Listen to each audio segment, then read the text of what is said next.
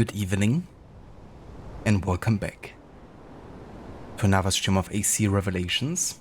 As part of our historical order run, we're gonna continue today with the year 1511 CE, and we're gonna join Ezio on his journey to Constantine and the search for knowledge. In his older years, he seeks wisdom, and we're gonna carry on with that today with sequence 3. Last time we played the first 2 sequences, which were more main story focused, but today we're really gonna be diving into the side content, especially with the Borgia, I was about to say Borgia Towers, but they're more like the Templar dens, I guess, in this game. But same principle or concept pretty much.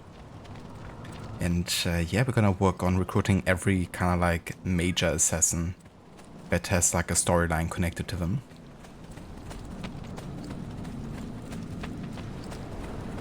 So yeah, that's the plan for tonight. It's probably not gonna be a very long stream like yesterday, but it's gonna be good getting a bit of a head start to tomorrow, because tomorrow we're gonna be able to do a proper like daytime stream. So we'll probably get quite a lot of stuff done in that stream tomorrow. But yeah, tonight we're just really planning on starting with sequence 3 and, getting as far as possible.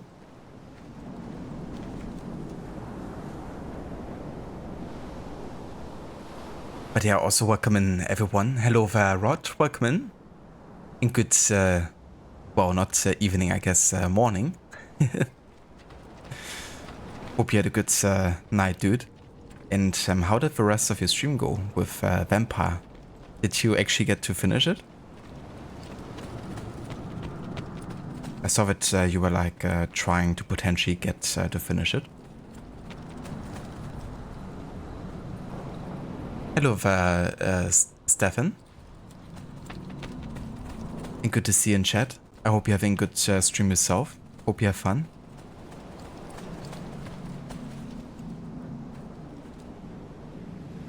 And hello there, Doppledor. Welcome in as well. How's it going? Hope you're having a good day. But yeah, I would say, let's go back into the Animus. Well, technically we are in the Animus. We're going into a simulation within the Animus, into one of the memories of Ezio.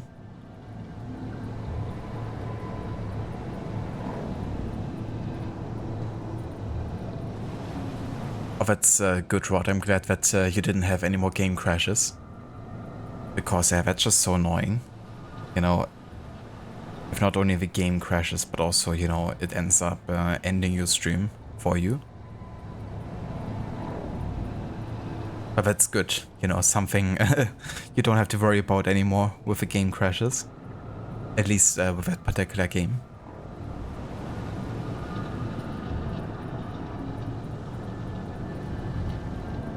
Have about 20 or so citizens to embrace, but also close to finishing chapter 5. You think you should be able to finish the game on Friday? Sounds good. Or at least you made some really good progress then to kind of like set yourself up to finish the game on Friday. That's good. But yeah, quite a lot of people to embrace. That's thirsty work for a day for Vampire. And I mean, that whole Rum Lord chant, that also takes quite a bit of energy. Every time the Rum Lord chant happens, he has to drink a bottle of rum. And then it takes a bit until he can take out and embrace the next citizen. Citizen.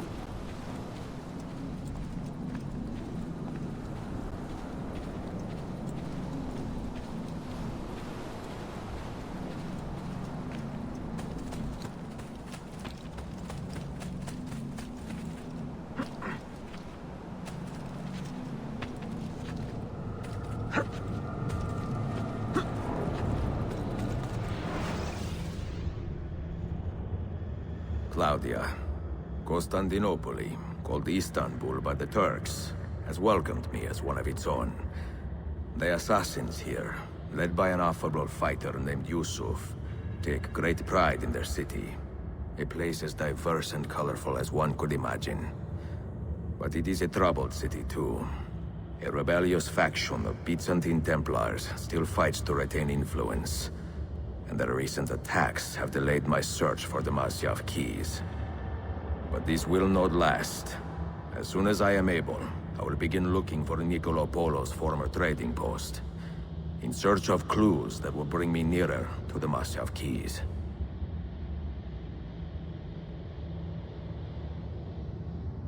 And I just admire how much Roger Craig Smith is able to change his voice. From like a young teenager to like, you know, getting to be old Ezio. And it changes even further with AC Embers. How did we do? We have won the day and recovered Ardennes. But we lost a few friends in this fight. So much death for so little gain. You have some experience recruiting new assassins, do you not? More than a little.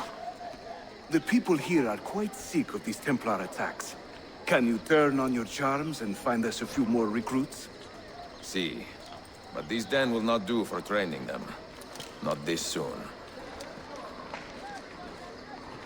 A good point. Speak with one of my men in Galata after you are finished. He can help you begin their training.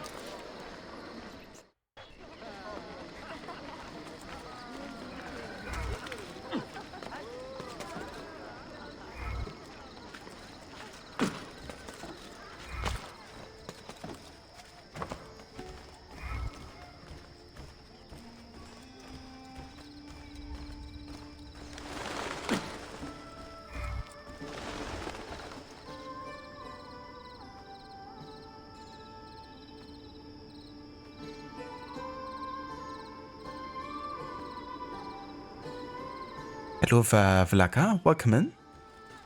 Indeed, some more revelations. We started the game yesterday, and we're now up to sequence 3 here. Gonna work a bit today on the guild and unlocking more assassin dens. Citizen! Thank you for the lurk, Aura, and hello to you. Citizens. That's really good, Rod. I'm glad that, you know, you had something to kind of like make it at least, you know, not crash as frequently. It's good when, you know, people really come up with fixes and, you know, something to just copy and be good. Because actually figuring out how to get rid of a certain issue can cause so much headache sometimes. I still haven't gotten my regular controllers to work with the classic Ezio games. Apart, of course, from actually using my keyboard, like having my controller be mapped to my keyboard, and then it kind of works, but that means having to actually go with keyboard input, and that makes things kind of like awkward on controller with games. And that whole issue is just driving me crazy because I spent so many hours already like trying to fix it. And there's been like a few people having the same exact issue, but they haven't come up with any solutions either. And the only return from like Microsoft were basically bot replies. So that wasn't quite helpful. It's like, yeah, we're gonna get this case all our attention, and we're gonna, you know, forward it to the higher ups, to the specialist teams. And then a bot with a special role replies, well, have you tried this solution that you already have pointed out at the beginning of a post? Surely not. But yeah, at this point, I think the only thing that would actually fix it for me would be like a complete reinstall of Windows, essentially. But yeah, that's a bit much of a hassle.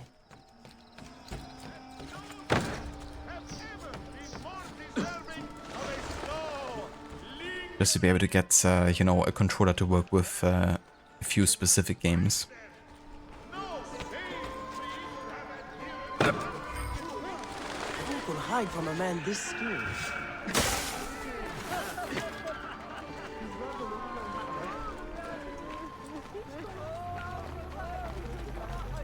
Makes you desire to stream from a console lesser. It's understandable if it's connected with so many issues, you know. At least there's a couple games, I guess, that you can stream from a PC or a laptop, I guess. Like, of older nature, I guess.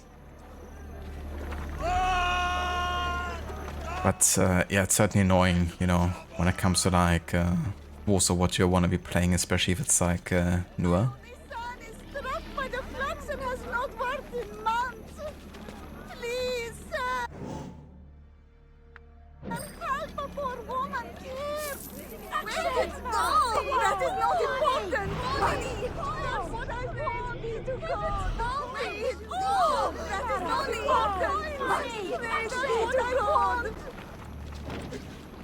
Maybe I should have a soundbit for this whole money. When someone's like super happy about getting paid. Nothing like a good spew to keep my humours in balance, I say. Yeah, I mean, humoral balance, that's very important. Especially at this time. But it's still so funny how medicine, you know, really was understood so differently, you know. We're gonna really dive into the humoral balance theory with the game Astro Legesta, because you're essentially playing as someone that believes in it and kind of advises his patients accordingly. The fact that, you know, just like losing some blood is essentially, you know, good for you. Because it gets rid of all the bad stuff or something. Or if you're too cold or too moist or something. You know, that's... or dry, even. That's very important circumstances. That's why I always gotta have some leeches at hand, so you can, you know, do some bloodletting.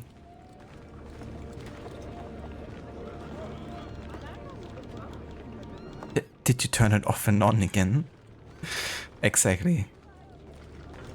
That reminds me of a TV show, IT Crowd. It's a British show about a couple guys working in the basement of a company for the IT department. And every time someone calls, it's basically just the immediate greeting. Have you tried turning it off and on again? I think at some point they just recorded it and just had it as a placeholder reply.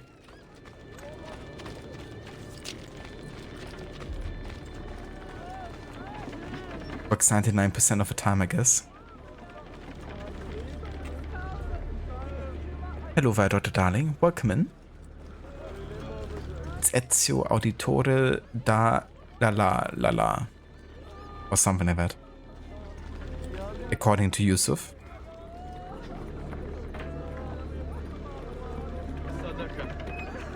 Alright, so at this point of the main story, we're currently still in the year 1511, of course, which is where most of the game really is taking place. And right now we're in May of that year.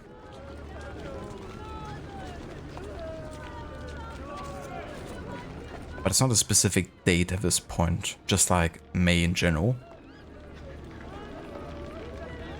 We won't really have a specific date until June, when we kind of get introduced to the whole bomb crafting. Are you a compassionate man, Effendi? Can you help me? That I stole fruit from a vendor, I will not deny. But only because my hunger has trumped my honesty.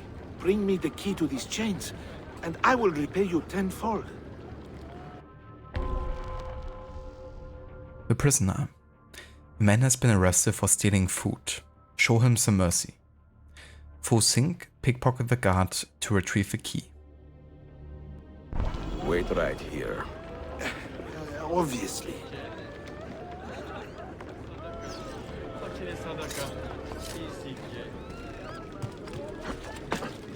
Most interesting. But why?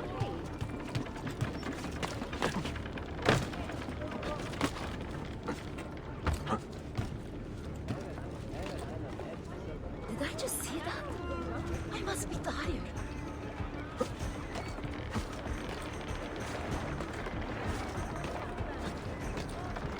Nice camera.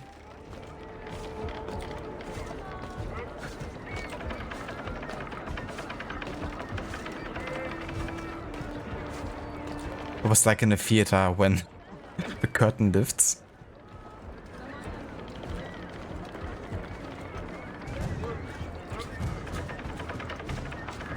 Ezio, wait right here. Nice callback to Brotherhood and Katarina imprisoned. That's true. But she's like, I'm not going anywhere.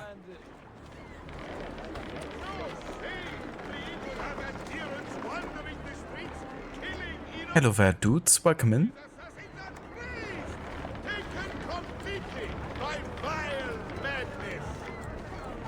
It's an IT discussion. This game had more impact on AC than AC Valhalla. Yeah, the interactions between Ezio and Altair are really good.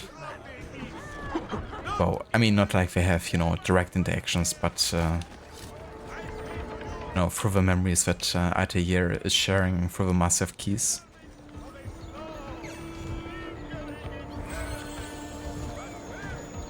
Some great moments as a result of it. Drinking too much coffee. Where have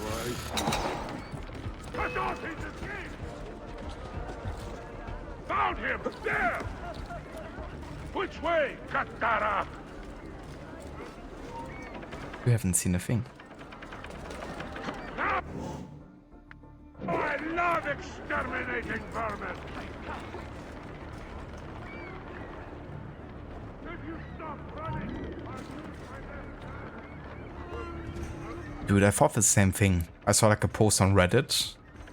I think we saw him on set or something, like recently. And they linked his age there, and I was like, what the fuck? He's like in his 90s?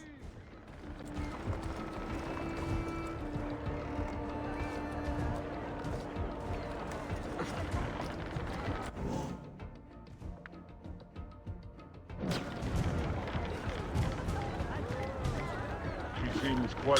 Kelly! We must catch Amanda!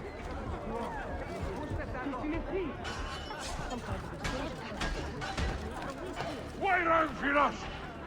It's just a little pinch as the blade slides home!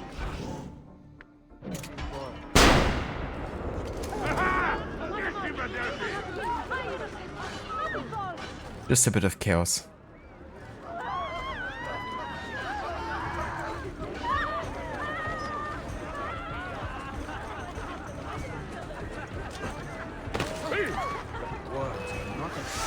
Good one. I need to pickpocket, but damn it, Ezio. Could have just done it. I reckon like looting it from him when he's dead doesn't quite work. Shit! Get him!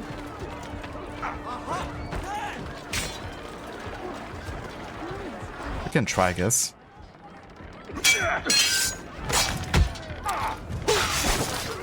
No, it fails it. But yeah, I might as well restart, you know. It saves some time considering they're kind of like after me here. That way I can find out and just start from stealth again.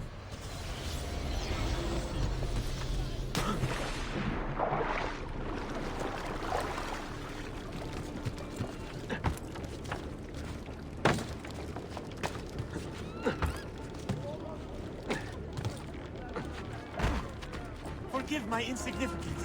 Let me remove my... He must have healthy. Definitely. To be able to still do this in that age.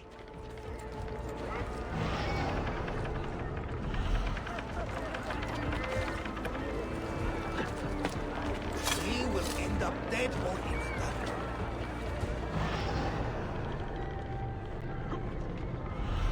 Total disrespect for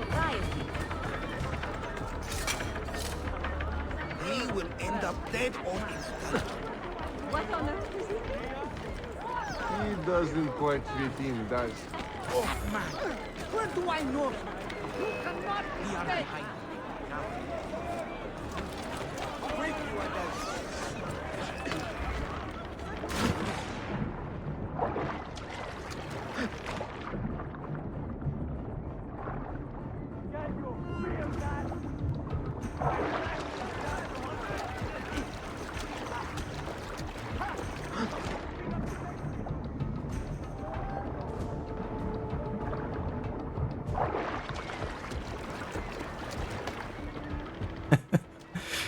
I love the fact that they, you know, kind of throw rocks at you when you're like trying to swim away. They're so desperate.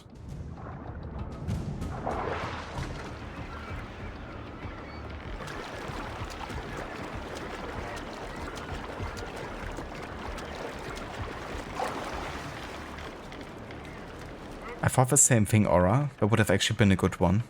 There were some sounds over it, unfortunately, but maybe I can catch a clean one at some point in the playthrough. Would be a nice addition. Hello, the Absolution. Yeah, stone him. It's quite colorful for sure, and I think the Ezio collection also increases saturation ever so slightly. Surely you have some. I'm only trying to make my spare a little silver. Does look a bit colorful, I feel, than the PC version. Another madman.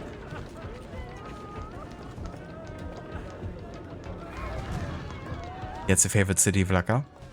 I don't blame you. I quite like the city too.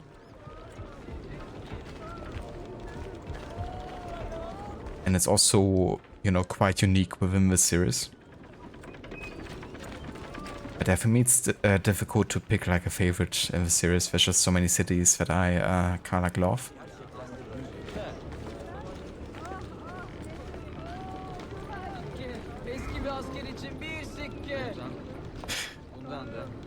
Yeah, or that would be fitting. You humble me, Effendi. I will return to the merchant I robbed and show him the same kindness. After you have cleared your conscience, amigo, consider joining our cause. To be an honest man, one needs honest work. I would be honored. Saul.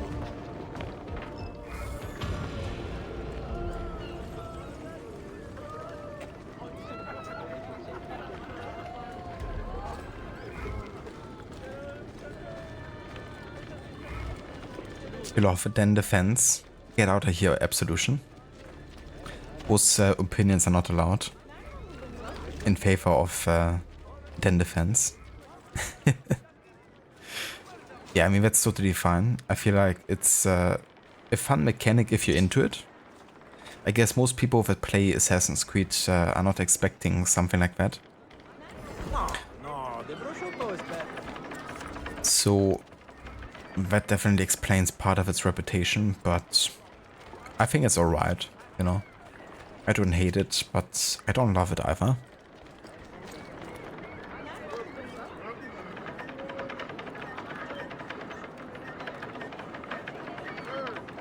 Oh, very cool, alright, that's cool.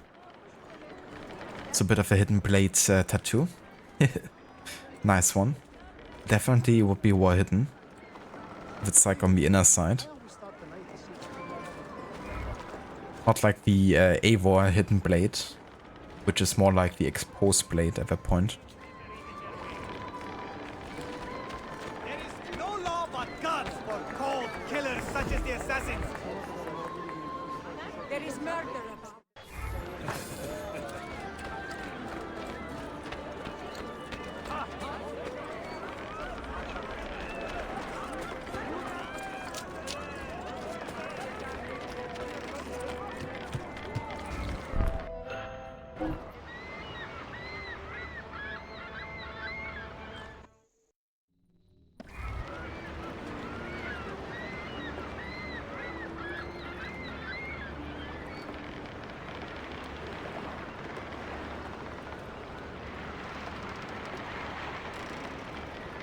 That's not a bad idea, actually, Rod. I feel like the assassin insignia, you know, is subtle enough, I guess, and also it's quite stylish, the design of it. There's also like so many different versions that one could get, you know, so many different iterations of the assassin insignia. You could go with like the Masyaf one with the symbol in the middle, or, you know, the Unity one with the guillotine, or the Black Flag one with the skull or something. Like lots of varieties.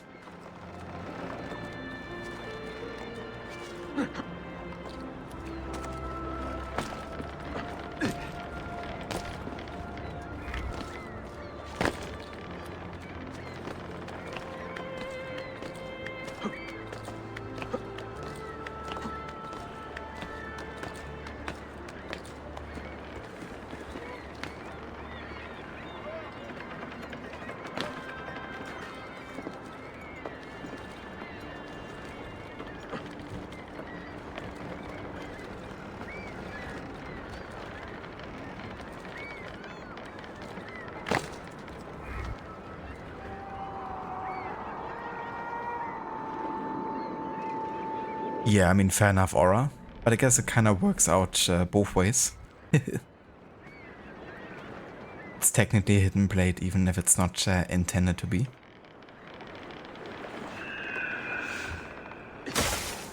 Yeah, that's one of my favorites too, the Eye of Horus. In general, like Egyptian hieroglyphs are quite iconic.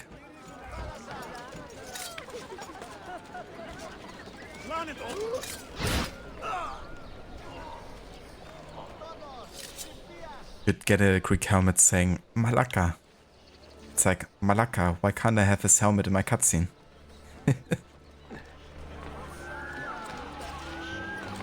Oh, someone wants to attack me. Surely not this fella with a dagger behind his back.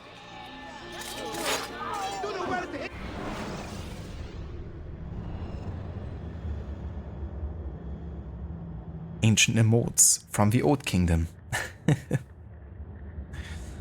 Like the high precision emote. Precision gerecht. Would be fun if you could hear him whistling, try not to be suspicious. Yeah, the only thing that could make him more look more suspicious than he already does. You know, standing on a rooftop with a dagger behind his back and kind of like standing the way he does. And then that would also make him blush the closer you get.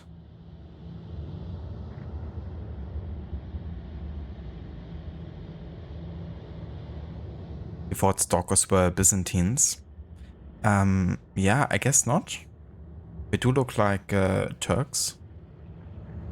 I guess, you know, like the faction and NPCs in this game that are.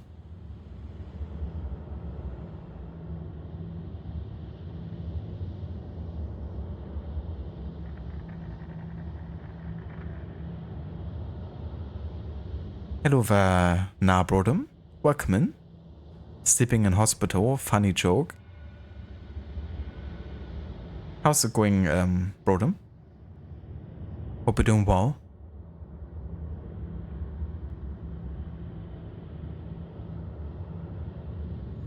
The Ottomans. The Battle of Bathius, fought just 50 kilometers to the east of Constantinople in 1301, marks the first recorded mention of the Ottomans in world history.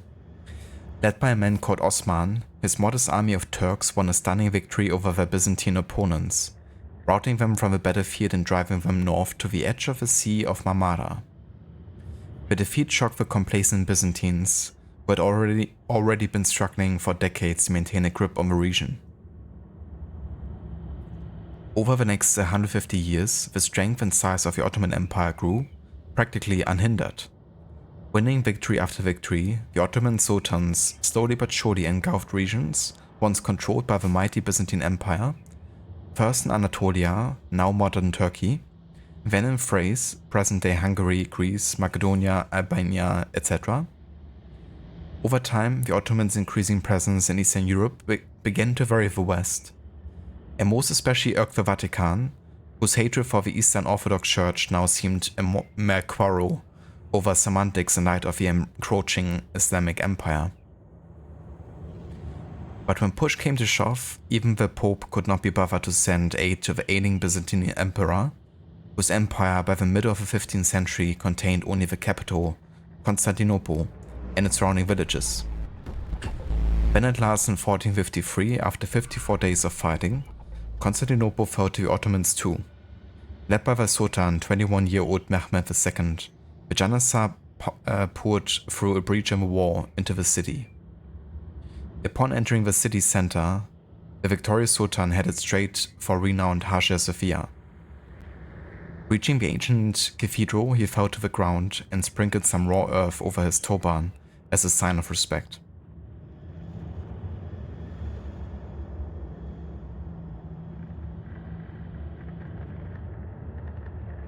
Hello there, Morrow. Welcome in, dude. Holy shit, dude. Thank you so much for 72 months. That's actually a very iconic number, by the way, in AC Brotherhood, which we just finished. The entry code to Juno's Temple. Dude, thank you so much for 6 years of resubbing. I really appreciate it. Thank you for all the support. And yeah, you know, I hope you're doing well. Hope you've been having fun with Resident Evil.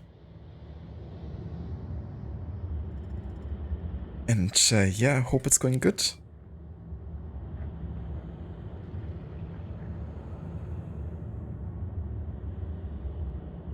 Thank you, Rod, for giving the shout out there tomorrow as well.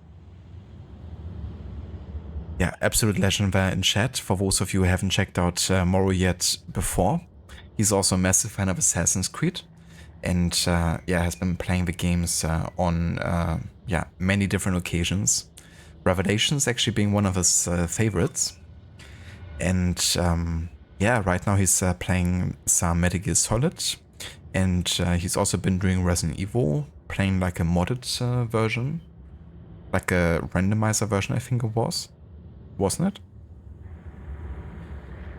So yeah, also a big fan of those games, and yeah, definitely also liking a good challenge on the occasion.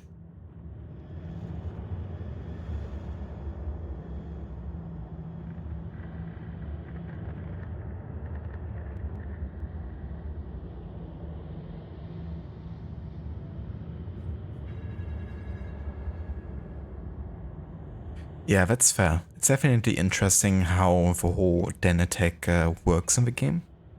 When I've done my 100% playthrough, I also had to like on purpose be attacked in order to finish one of the guild challenges, I think it was. Because usually I make sure to always, you know, get my assassins pretty high level to have them defend the dens by themselves. But if you do that too quickly and you always take too much care of your notoriety, then it's very easy to kind of like miss that challenge.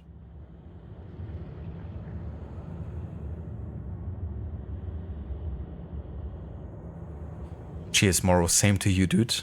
Thank you. And yeah, it's crazy to think that it's 6 years. Like, that's pretty much also the amount of time I know Rod for, I think, at this point. Like, give or take. But yeah, it's kind of like crazy thinking about that, and I guess how many playthroughs we've seen on Twitch since then. But also at the same time, it doesn't seem, you know, that long, but it's definitely funny, the perception of time sometimes.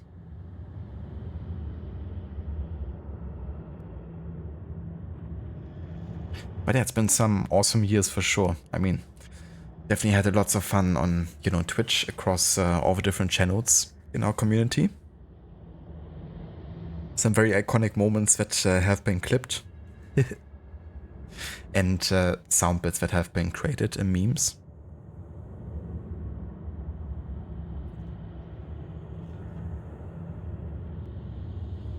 Some pretty funny emotes as well.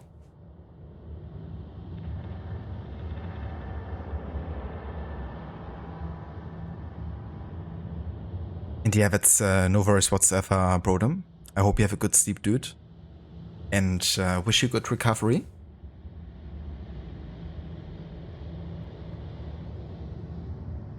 Yeah, randomizers.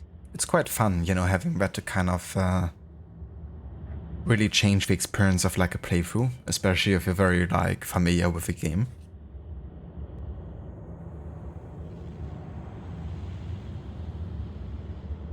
Indeed, yeah, it's been a great time, especially, you know, sharing the AC games and all that, and also getting some inspiration and also knowledge, you know, like sometimes you never realize playing the games what's sometimes possible until you watch someone else play the game, or kind of try different approaches with the games, or like focus on different things.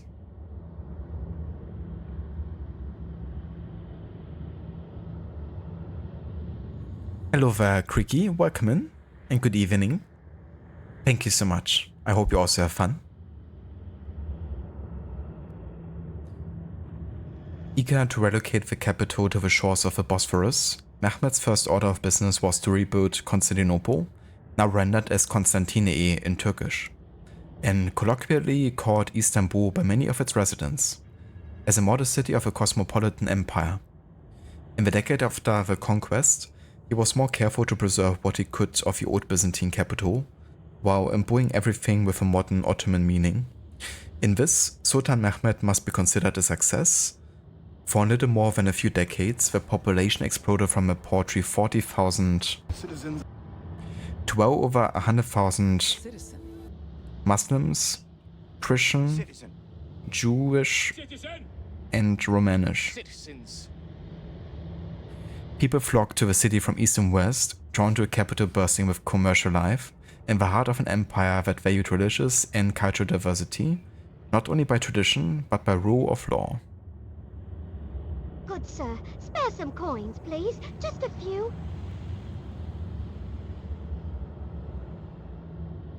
Throwing cards off of roof, for instance. I mean, that's always fun. Something? I'm poor and sick and hungry. I'm poor. You know, let them perform a leap of faith. It's kind of funny when they accidentally fall into a haystack instead and actually survive. I've had that happen to me in my AC2 playthrough this time.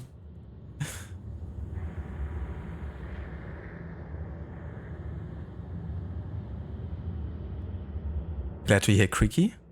Yeah, also big fans of the AC series here. We're doing like a bit of a historical order run, so playing for the AC games instead of the release order in the order of the history. But we're also including tons of other games, so it's like 50 other games across different series.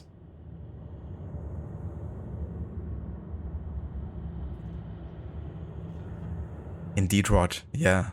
Yeah, that's kind of like how my streaming journey started a little bit. At least, you know, when I did it on a more regular basis. I did stream before that point, like as part of the Assassin's Creed marathons on Reddit. But yeah, my whole like first historical order run with the AC games only, which started with Odyssey of all games, was like my first, I guess, really project, that I've done.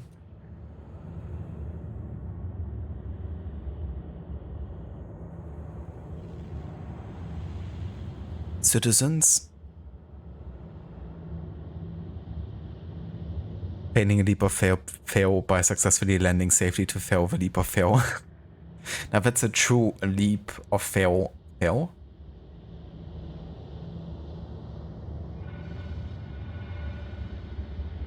Ooh, very nice, Creaky. How have you been enjoying the replay? Is it your first time playing the remaster version of it? They changed quite a few things about it, I feel, like visually, and yeah, they've also added some gameplay aspects, I guess.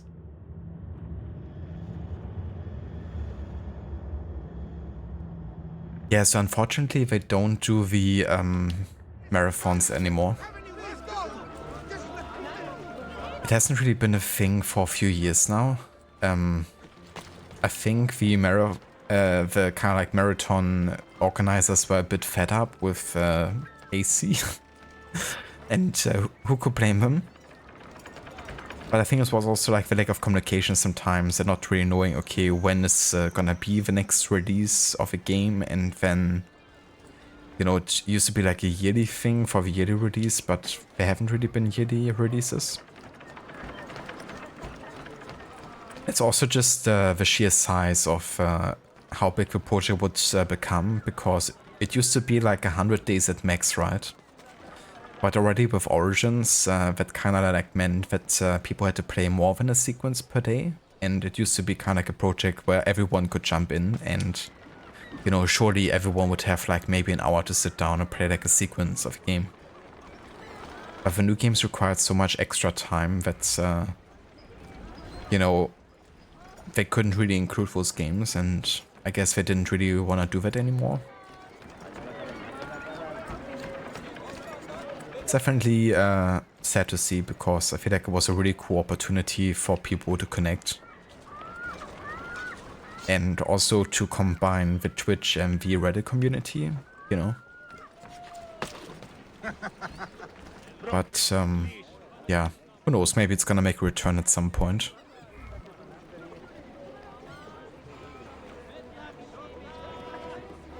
ODU?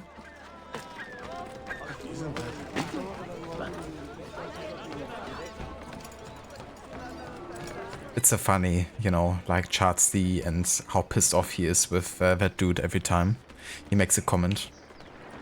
He's like the polar opposite of Chartsy, pretty much. They will lead me to Lee. Second time, but it's been a while. I gotcha. Well, I hope you have fun with the game. I quite like AC3. Has a lot going for it.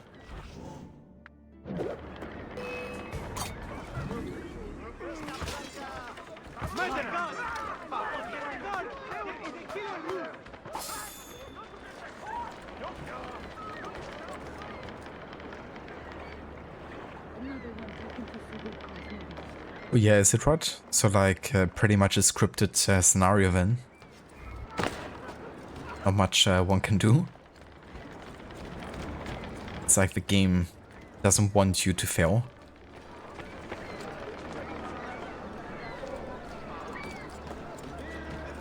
Oh, very nice, Creaky. Yeah, I like doing that too. Just, you know, play through the games back to back. Especially the classic series, you know, where the games aren't super long. And you can get through them quite fast.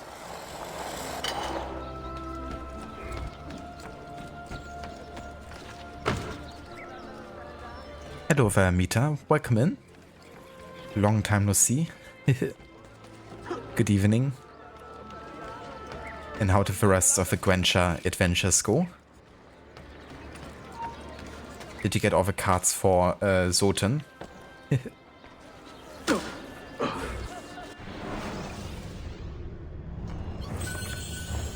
All your business farewell, friend. But it's going pretty good. We're continuing with Revelations. Started on sequence 3 here. And yeah, we're gonna work a bit on the Brotherhood. Gonna start the liberation of Constantinople.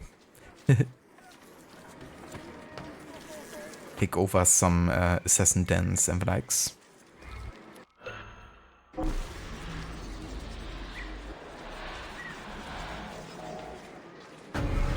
Finding the Chartsy gift was a core moment of your life.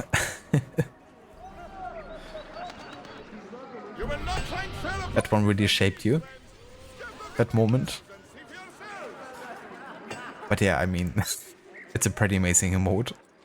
And his face with that eyebrow movement is just iconic.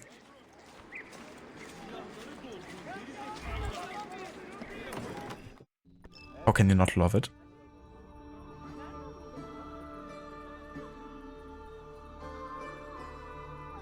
You always start with all the synchronization points in Boston. Get started with that. Yeah, that's fair. I actually do that as well, but mostly because the remaster version has that viewpoint audio bug. where every time you do a, viewpoint synchronization, it just loops the viewpoint music over and over.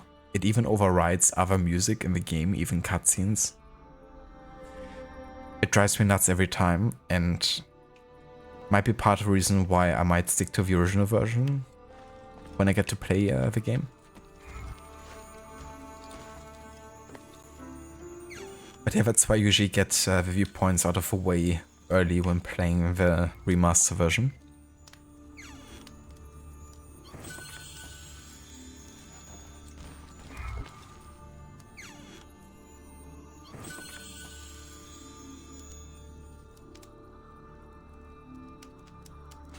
Nice, Amita. That's good to hear. Made some good went progress. Yeah, I did watch the Witcher 4 tech demo earlier. Well, I didn't watch all of it, but kind of like skipped through it and then watched the trailer. But yeah, I mean, it looks beautiful. Now, granted, it's like a tech demo, so who knows how the final game is gonna look like. But yeah, I mean, it looks beautiful. Very immersive. It's cool seeing Ciri, as a much older person. Like a lot more mature, I guess. And physics-wise, it also looks quite good, like very interactive, and it's nice to see that physics, like for the clothing and the swords, they don't clash with each other. And you don't have like tons of clipping going on. But yeah, I'm still curious, if that's gonna be a game standard they're gonna hold for the whole game. Was like a very select, short preview. And yeah, I hope that the rest of the game is gonna be on like a similar technical level when the game is actually getting released.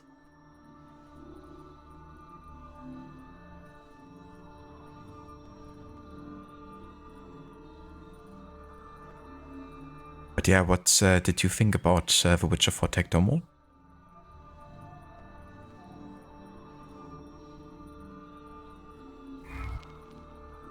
Oof, that's annoying, Amita. That's definitely a Monka moment when the game behaves like that. Because you don't want to have your game or your save get corrupted or kind of like, loop endlessly.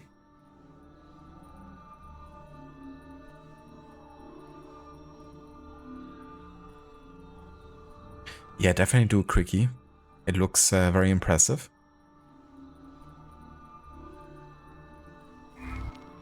Yeah, I also thought the cutscenes and the level of quality for, the faces looked really, like very good. Extraordinarily good in comparison to other games. But again, I really wonder, if the polish on that particular scene was, above the standard of the rest of the game. We're gonna have to see once we get more of the game, or kind of like people getting the opportunity to kind of like game test or something. But it's safe to say I'm super excited for Witcher 4, and I trust CDPR to deliver. I mean, I've enjoyed most of the stories, and especially Witcher 3 and Cyberpunk, were two games I enjoyed everything about it pretty much. So no reason not to be excited for the next major game.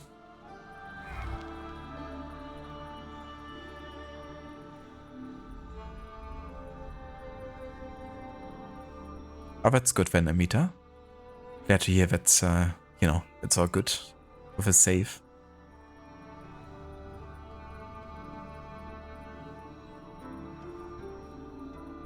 Oh, that really sucks, Cricky.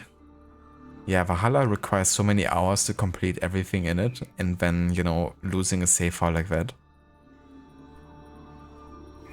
I'm not sure if there's a way to kind of like,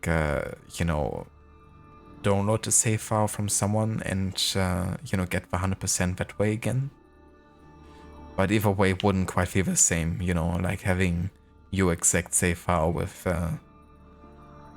like your equipment and everything that you might have done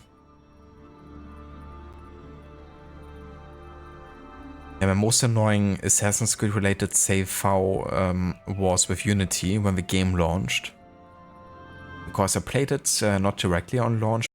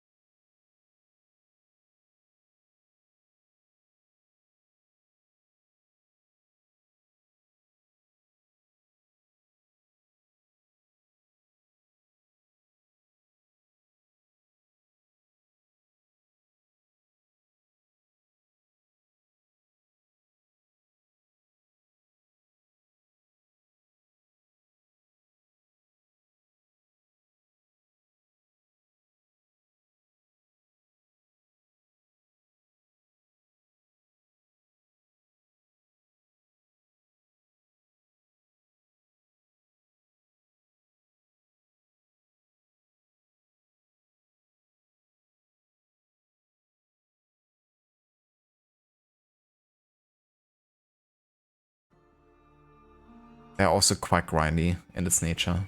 Just how perfect you have to play and how much time it consumes. But yeah, it just really overstaying its welcome.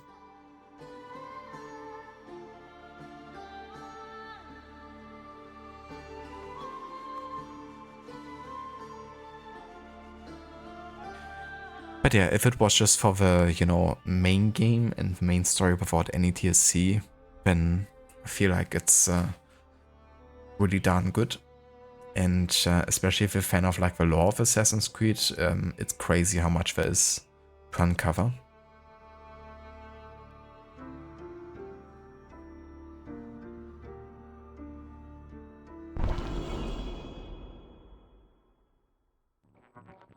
Mentor, we have a problem. A great many assassins have disappeared in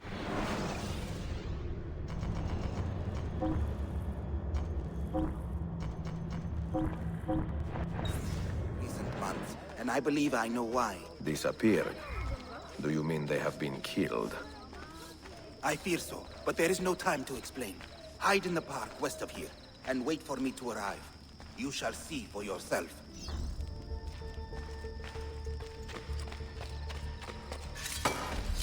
Has he lost his mind? I want to see the Alliance map. I want to see the Alliance map. Don't think I do. Infidel! Infido.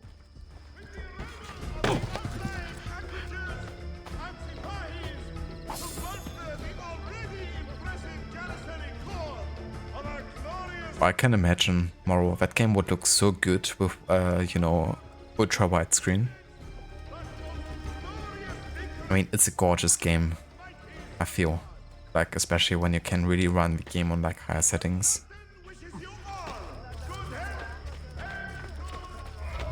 I love the nature in that game and how it really looks like a painting sometimes.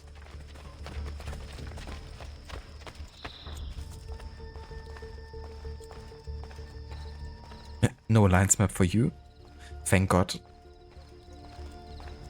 Come, friends, see the difference quality makes.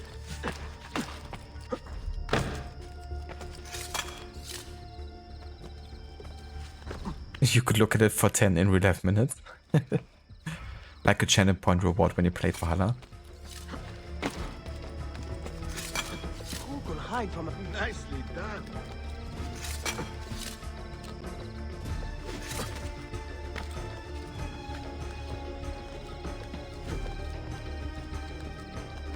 Oh yeah, the Essex story arc with the matchmaking, that's one I can easily pass as well.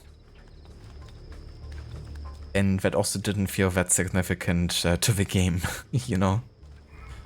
But it couldn't have been like optional.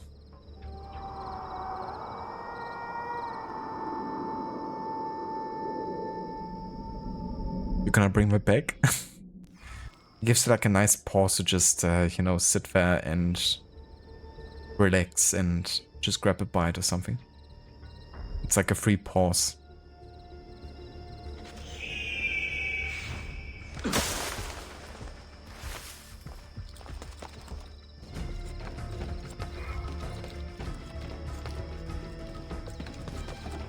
But more like a city quest in Odyssey.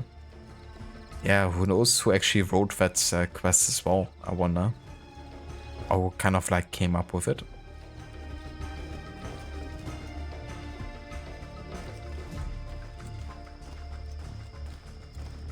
Maybe they figured they're gonna give the story arc with the least relevance to the lore to someone from Ubisoft Quebec.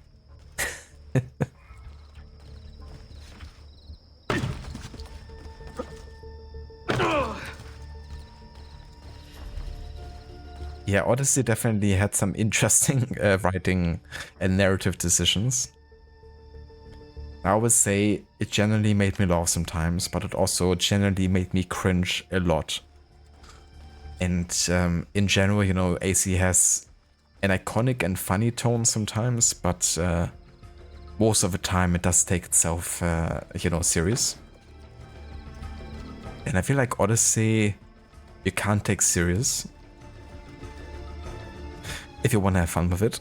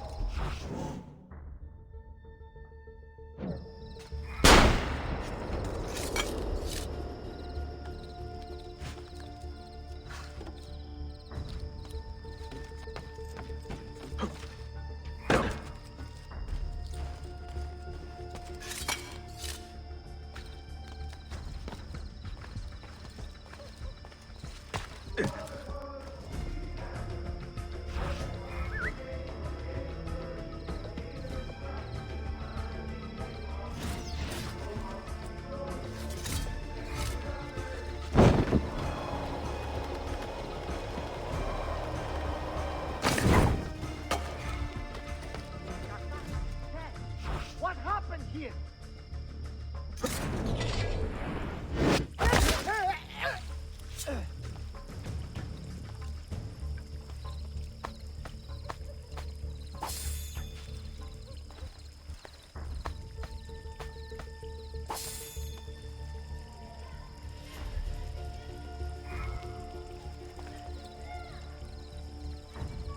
Oh yeah, right? I mean, that would be fun, you know, going with like a more wacky challenge for Odyssey, like a Sparta kick of a torch only challenge. I I mean, there's definitely some wacky items. I'm not sure if maybe in like one of your orders, say if you have purchased some unique items from the vendors. There's for example one where you deal like tons of damage but you can't use any abilities. I think it's like plus 250% damage, but you can't use abilities or something. Maybe like doing a New Game Plus playthrough with like a really unique item that restricts you to a certain way of playing.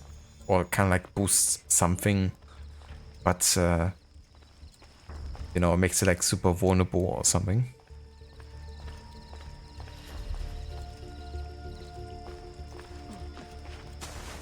Sharpen your senses. There is a danger here I do not fully understand. You keep watch, and I will have a look around.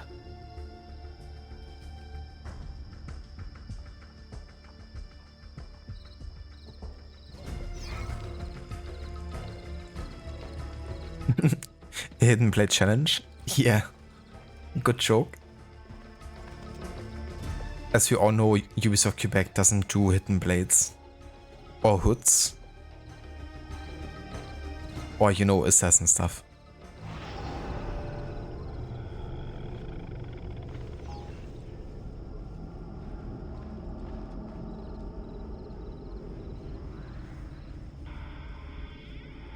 And always crowd challenge.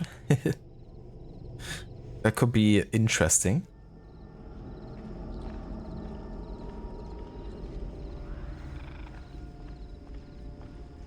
Just explore Athens by crouching for the whole city. The crouch only, no fast travel challenge. You gotta crouch like literally everywhere. Even when swimming, you have to crouch.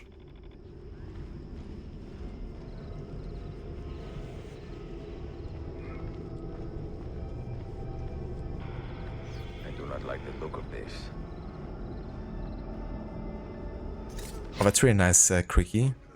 Yeah, that's how it was for me with Assassin's Creed Origins, pretty much. I just played it for first time and I just did everything in the game pretty much just because it felt so good and I wanted to see everything. Follow that man! Apart from like a very few specific achievements, I pretty much got all of them.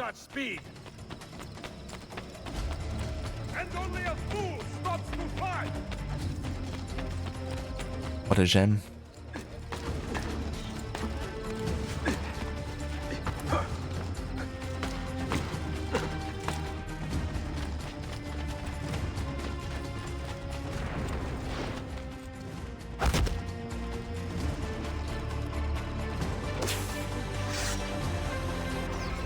Hit him again! Now!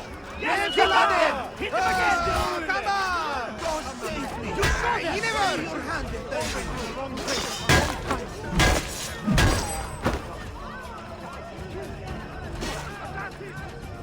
Get off me!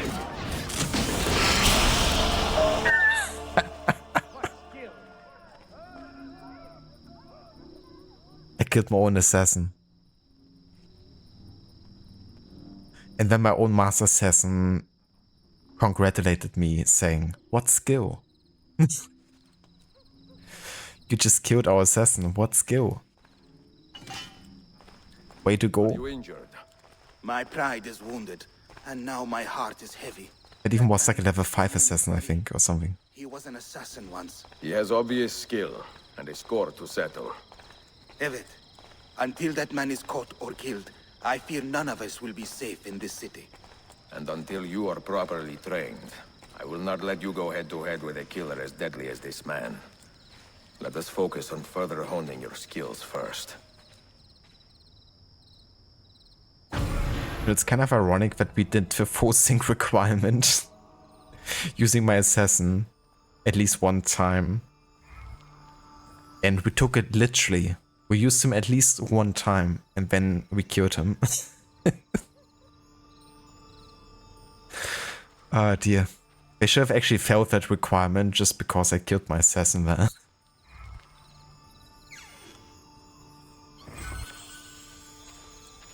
Oh Jesus. But yeah, I believe that dude was actually not even a level 1 but like a level 5 assassin, so that's definitely not good, you know, having lost that assassin so early in the game. But shit happens. Yeah, that's my mentor. He leads by example.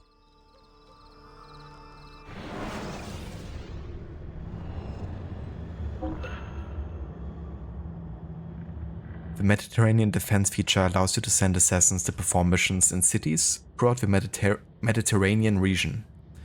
You can undermine the Templars by freeing these cities from their influence. When a city has been reclaimed, the assassins will establish a permanent presence there. This will unlock options to help develop it and make it prosper. Templar agents, however, will attempt to retake the lost cities and may even launch a massive attack if you're not careful to maintain your influence over the city.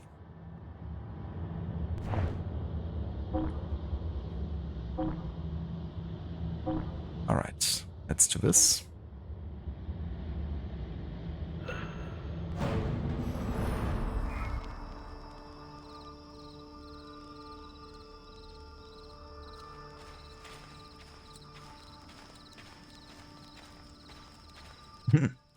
What skill? Thank you, Rod, for clipping that.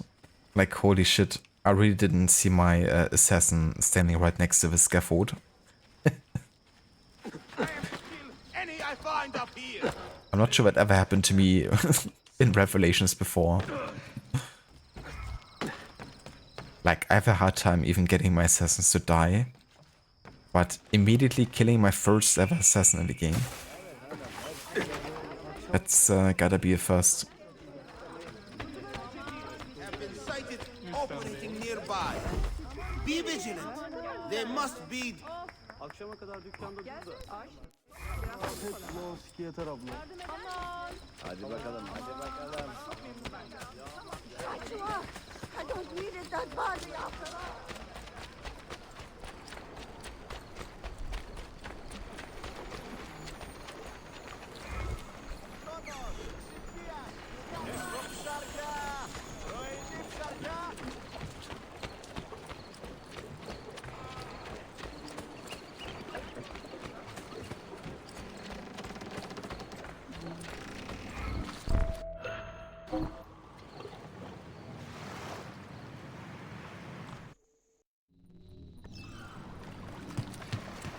Oh, I can recruit another assassin, I guess.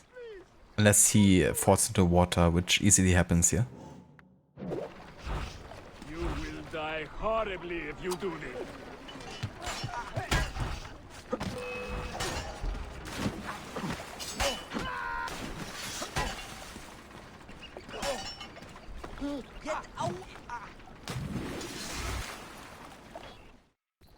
If you respect life and liberty, join our cause. Fight to restore peace to these troubled times. You are an inspiration, Effendi. I will add my voice to this chorus. Bezir Mustafa. Welcome. Hello there, Mondeo. Welcome in, dude. Yeah, I love the Knights as well in Revelations, in general. Rodrigo was the Pope. He was a man of vices. And once he gained the Holy See, he raised his vices' prices.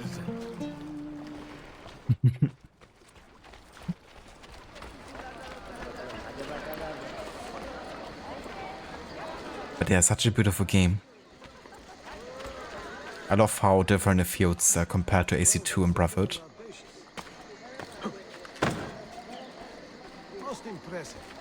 I want to know how play for this game would look like in ultra wide. That would be damn gorgeous. Maybe I have to do some footage of that tomorrow.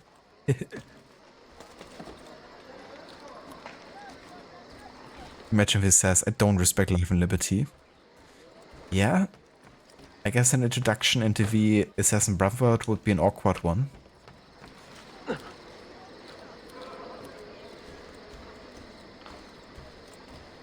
And yeah, it's going pretty good. Continuing my historical order run, we made it to the Ezio games, which of course I've been looking quite forward to. And yeah, we've been at this project now for more than a year at this point. But yeah, it's been good fun. I really enjoyed it.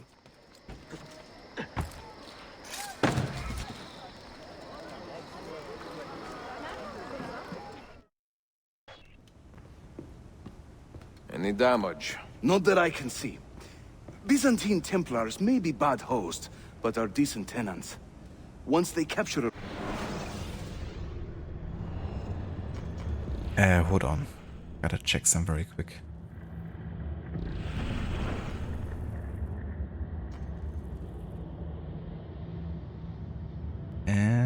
This is a bomb crafting one already, isn't it?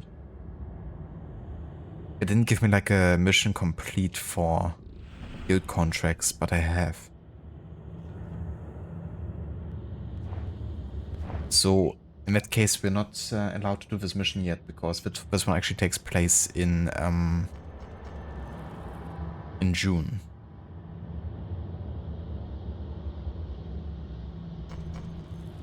So gotta like exit out of this mission. Wonder if returning to Animus Island puts me out of the mission? Because I can't abort the mission here yet. Let me see.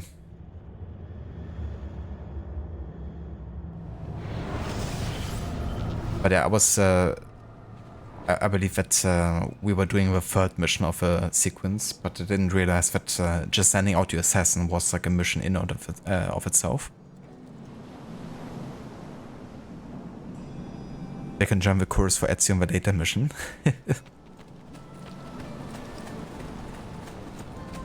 The best minstrel singer in all of Constantine.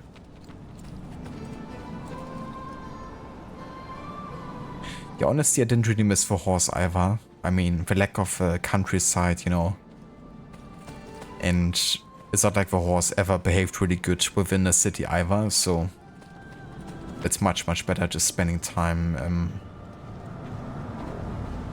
on the rooftops.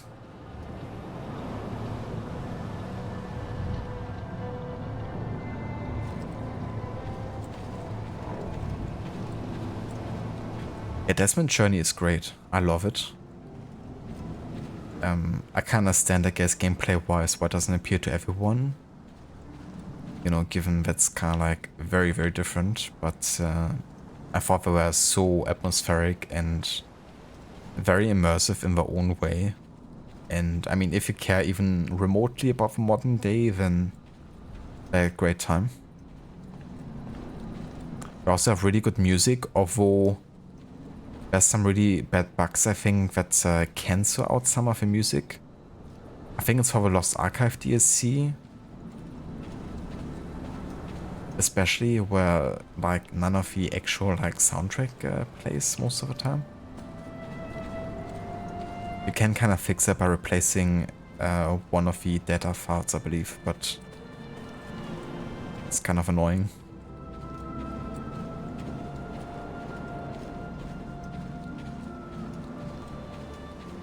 I don't think like everyone is having that issue. I do believe, however, that on the Ezio collection itself, there's no soundtrack either for the Lost Archive DLC, is there? And I think even Desmond Journey is missing, wasn't it? Like when I watched you play it recently, Rod, there was this whole dance club, you know, memory of Desmond after he gets to New York, and like the whole dance club, you know, music just didn't play.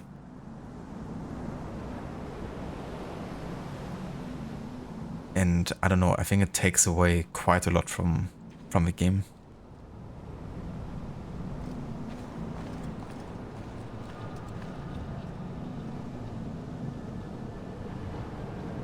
You love just riding around with a horse in Valhalla. Yeah, the horse riding in the newer AC games is really good. Feels quite nice. Definitely has come a long way since AC3, for instance. Did you have lighting and music? Yeah. It's really odd that they never actually fix that. I mean, that's like something so essential to like a DLC that you're selling as part of a collection. Yeah, like any of the music and soundtrack is pretty much gone, I believe.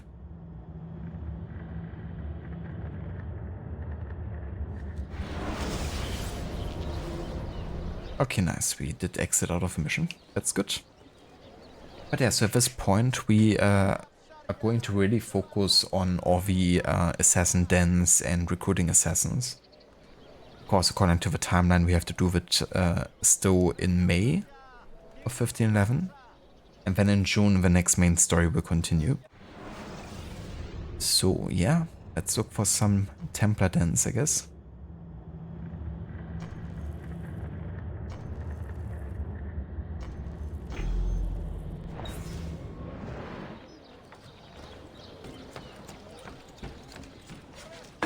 Assassino! Assassino. Someone will get hurt. Makes men him.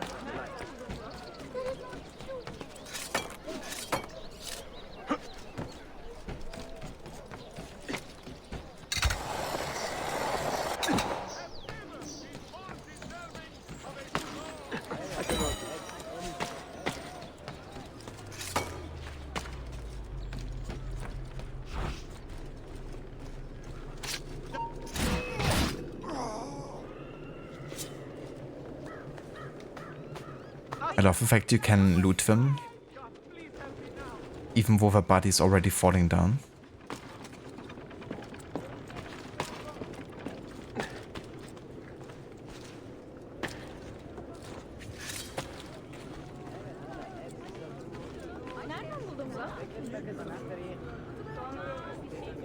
Cheers, Creaky. Yeah, so it's a very long-running project that I'm doing. I started it in May of last year. And it's about 50 games total that I'm playing through. We're currently at about 22 played or so. So almost halfway through. But yeah, I've always loved history in games, so I figured it would be a nice way to kind of get to replay some of my favorites. But also check out some new historical games that I've never played before. And kind of like do it in a way that, you know, connects them.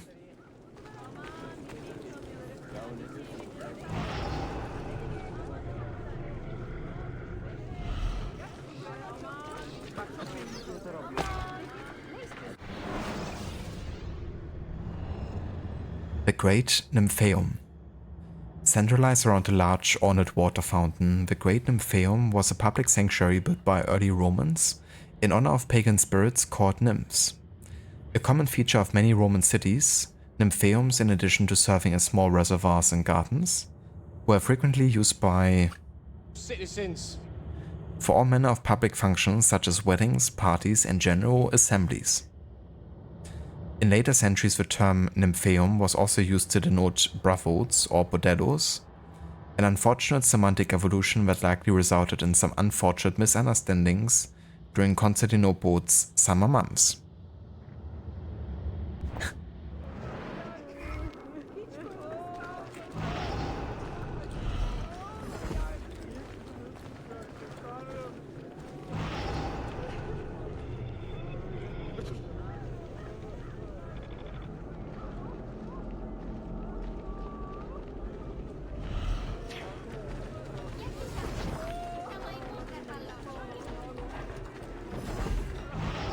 I am amazed they allowed me to live. I suppose I am no overt threat to their rule, though. They probably consider me coward, truth be told.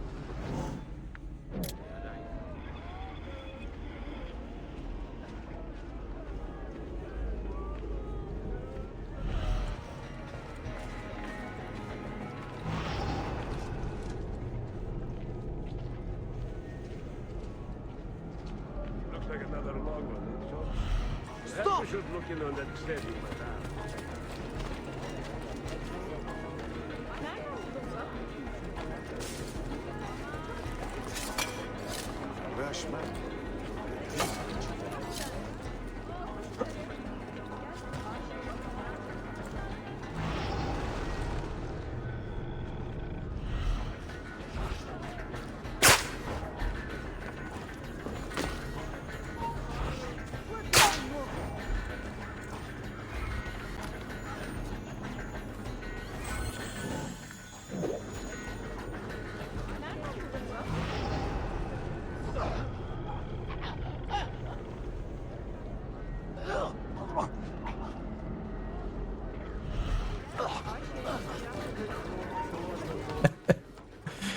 Oh dear.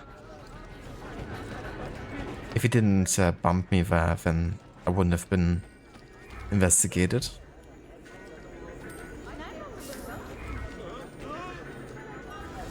Good job, thief. Just fought to your death immediately.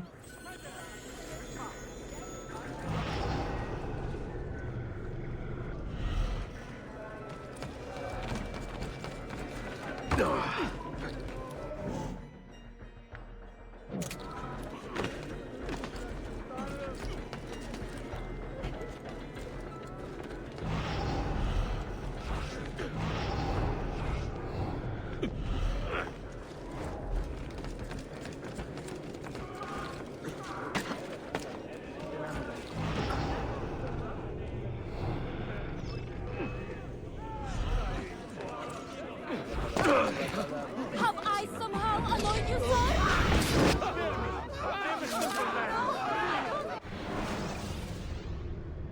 Got him, the coward. The Rose Mosque. Originally named Hagia Theodosia for a woman martyred during a brief but violent period of Orthodox iconoclasm in the 8th century, Rose Mosque, or Go Kamei, acquired its new name after a tragic, though rather poetic, set of events. On the eve of the final day of the Ottoman siege of Constantinople, legend holds that Emperor Constantine XI and the Orthodox Patriarch of the city held their final vigil here, praying for a miracle to deliver them from almost certain death. When the time came for the emperor to lead his final defense, many hundreds of people remained in the church, adorning it with rose petals and chanting endless prayers for their safety. The next day, the Ottomans broke through the walls and the city fell. When Sultan Mehmed's army reached Hagia Theodosia, they found it littered with rose petals and filled with heavy-hearted Citizen. All who had remained there taken prisoner, and the church was converted for general military purposes. Some 2 decades later, the Ottomans repaired the structure for use as a place of worship, calling it Rose Mosque in remembrance of its final days as a Christian church.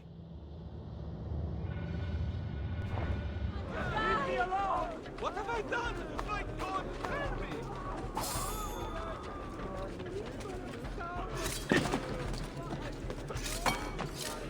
What a fantastic spectacle.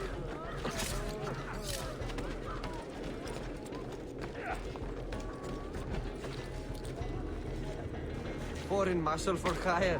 Have I not seen him before?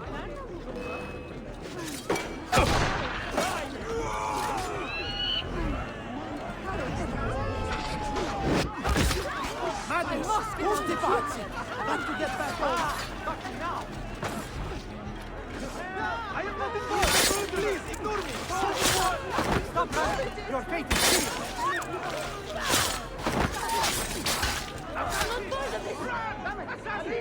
No more!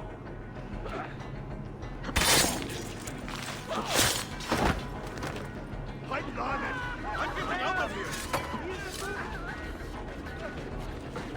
I have nothing to do. Sense of justice.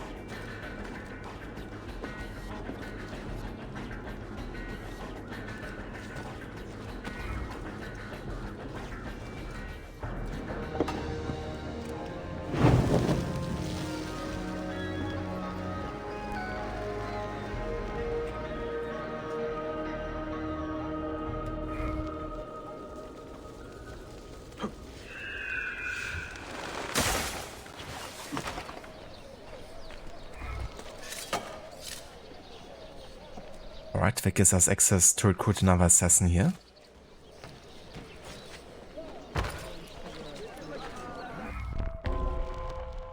The Pickpocket. The Pickpocket has been having a bit of fun today. Identify and speak with her.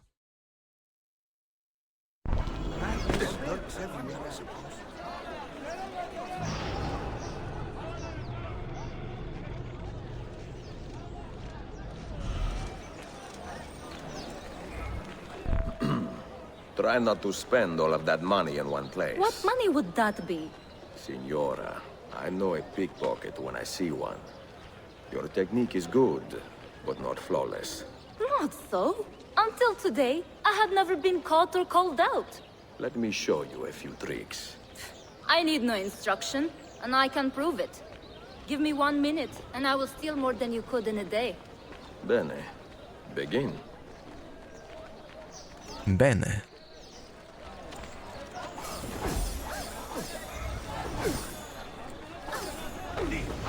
Get him! He's trying to... Do not get involved. Oh, dodge!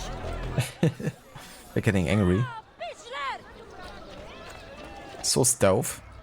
Curse these misers. None of them are carrying any akshay today. Well, my take was quite good. Are you having an off day? Do not patronize me. I am a skilled thief. You saw it yourself. I did. And I would be grateful if you joined the assassins to put those talents to better use. I suppose I should, have I? I cannot live off the fruits of others forever.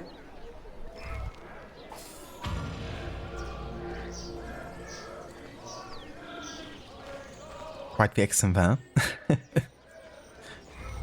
Sounds like a Canadian trying to do like a Turkish accent or something. It's the equivalent of Shay Patrick Cormack.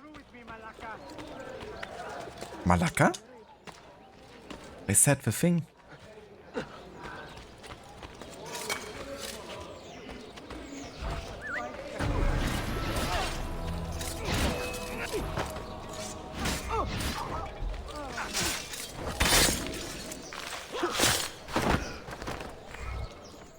You are not alone, Arkadashim. And you need not be afraid. Let me repay your kindness with action, assassin. If you would have me, I will join your cause.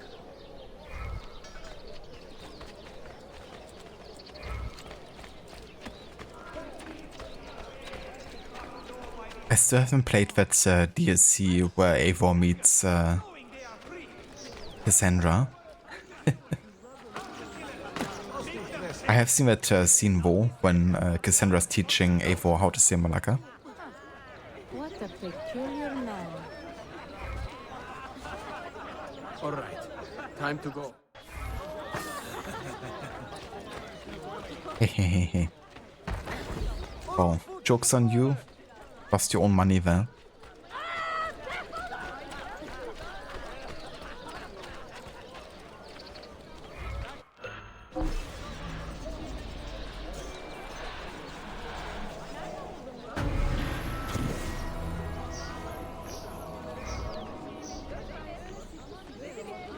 There were some pretty good items in that DLC, isn't there? Didn't it also give you the guaranteed assassination one? Or was that part of the send-off quest for Cassandra?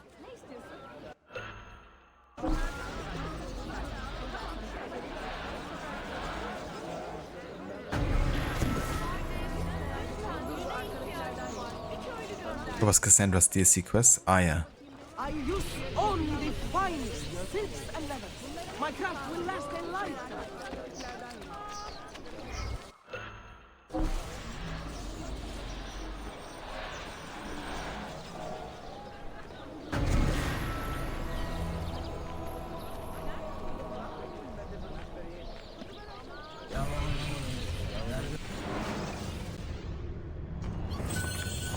Always here for you.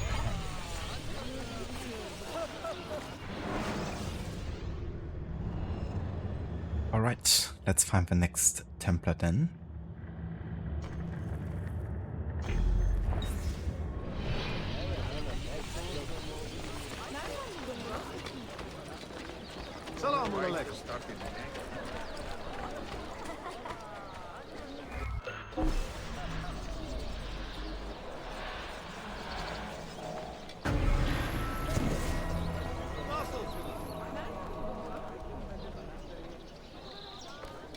I can set bonds, stitch cuts, apply vortices, and leeches. Eski bir asker için bir sikke.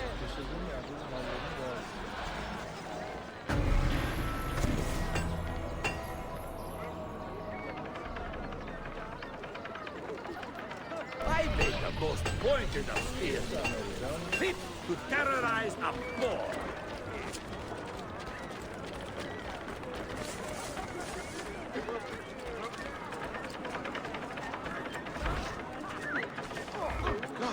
Assassin! Over here! Sword!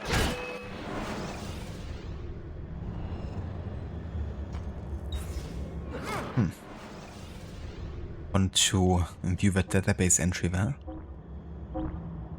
The Byzantines.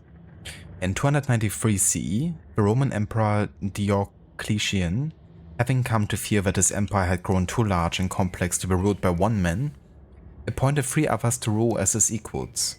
Known as the Rule of 4, this infamous tetrarchy stands out as being one of the all-time worst ideas in the history of governance.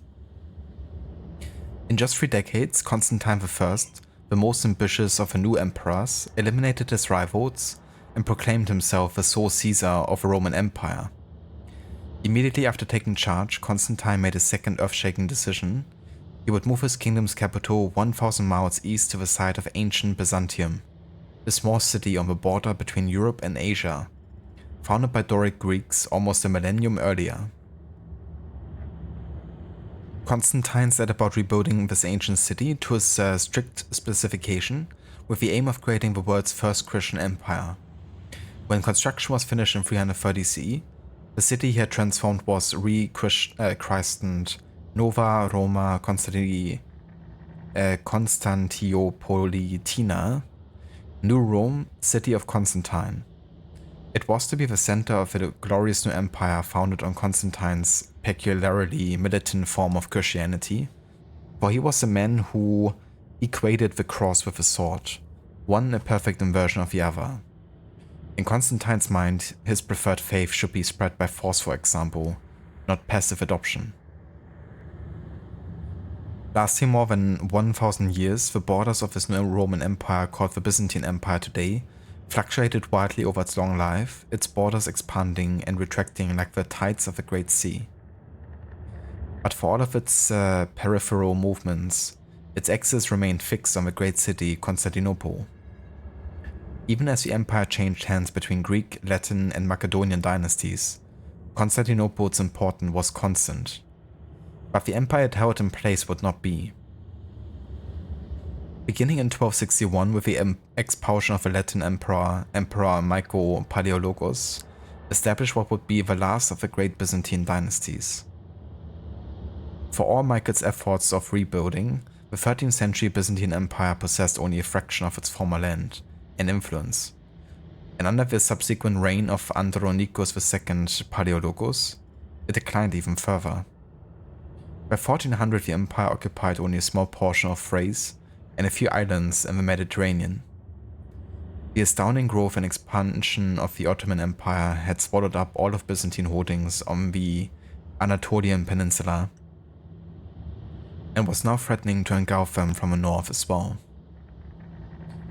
In 1397, Ottoman Sultan Bayezid I waged an unsuccessful attack on the city, which gave the Byzantines a minute sense of relief in the ensuing years.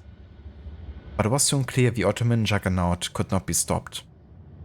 In the first decades of the 15th century, Byzantine emperors backed leaders in Western Europe for aid, but ongoing wars and the complicated feelings held by the Catholic West about the Orthodox cousins led only to a series of half-hearted gestures and occasional alliances.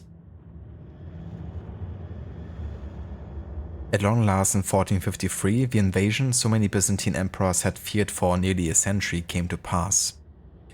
Led by the Sultan Mehmed II, Mehmed the Conqueror, as he was later known, a massive Ottoman army marched to the walls of Constantinople and laid siege. Emperor Constantine XI fought the invaders bravely for almost 2 months, but succumbed in the end. See the alliance map. The city was ruined and decrepit, his soldiers were brave but exhausted, and there was no point fighting what we all knew was inevitable. Still, Constantine gave it his all. On his final day he attended mass with his generals, then returned to Blacherny Palace to await the final assault. When it came, the emperor stripped off his royal garments and dove into the melee with his men, exclaiming, "We are defeated, but I still live." He was never heard from or seen again.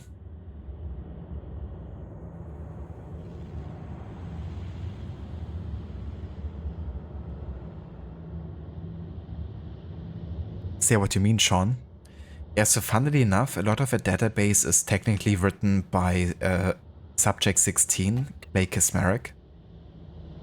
It's in the first database entry for Altair, I think, where it kind of like explains that, you know, he's kind of like telling Altair about stuff.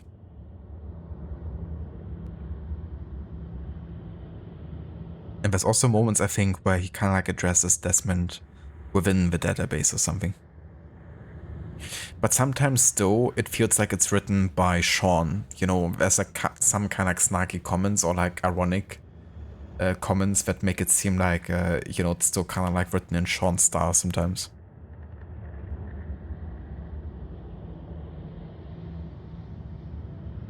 Did you say Alliance?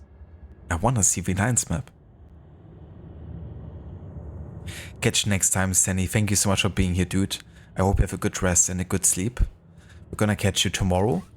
What we're actually playing tomorrow? I mean, it's it was more Assassin's Creed, right? But then you finished that, so I guess tomorrow's gonna be like a surprise game?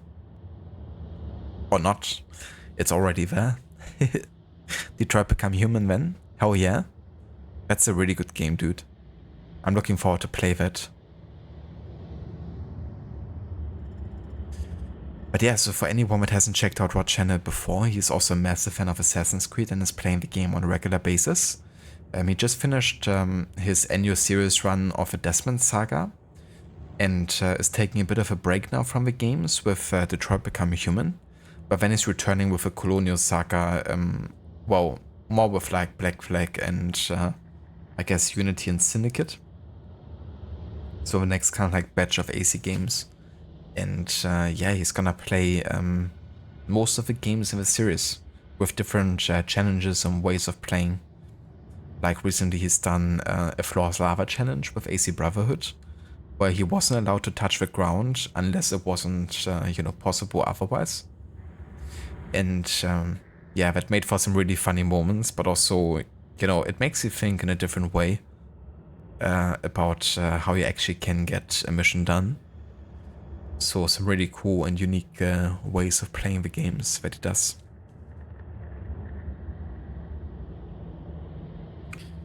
You're doing a certain overall approach, but keeping it a surprise until the stream starts. That sounds good, dude. I'll definitely catch you tomorrow morning. And then I'm gonna see. But that's cool, the things you can do with that game with, you know, choices alone.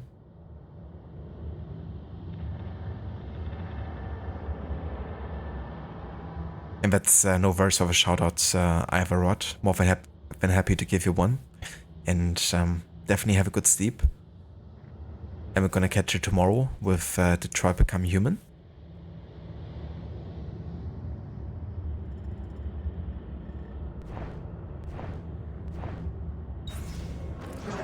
So many dumb sobs on patrol. Because everywhere you look.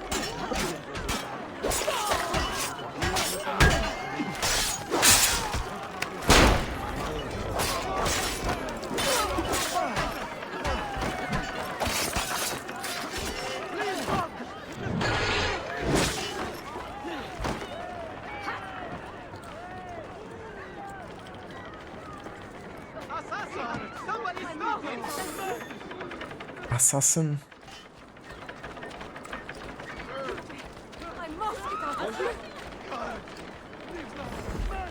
Yeah, I just remember seeing the choice trees in that game, which I think is really cool that they have a display for that. Seeing exactly how you came to a certain outcome. Giving is the greatest reward. So they say. Why not try it, huh? Why not try it, huh?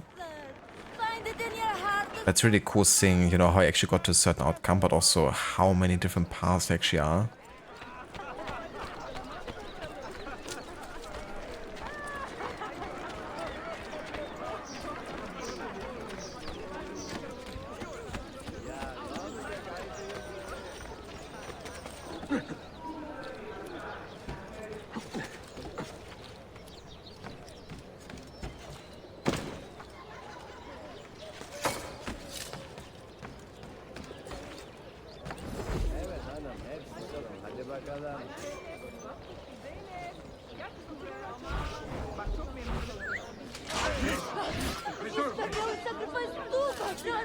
Keep my head down and run.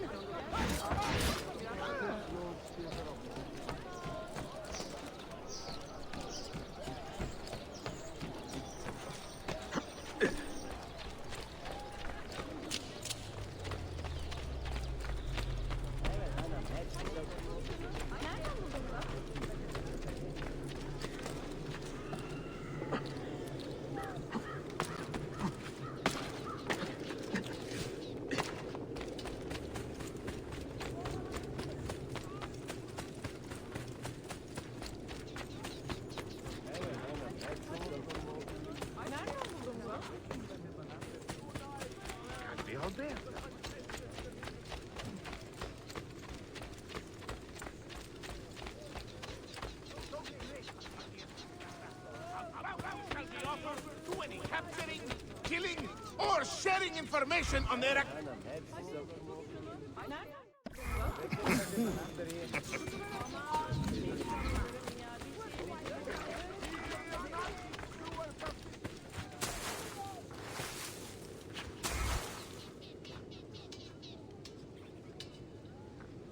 So we could technically cause a conflict here between the two different factions by throwing like a cherry bomb.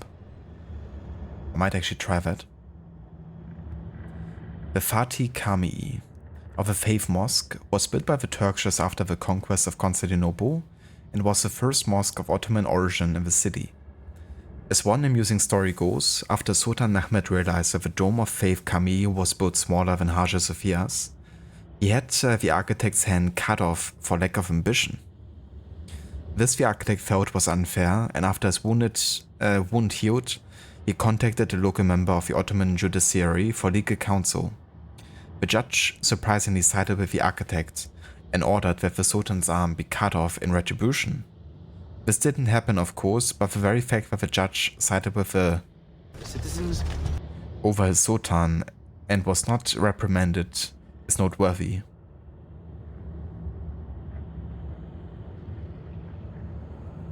Yeah, definitely is. You would imagine the Sultan being so pissed off that he just ordered the lawyer or the judge to die. But I guess they feared about what that might make them seem like in the public eye. Who knows?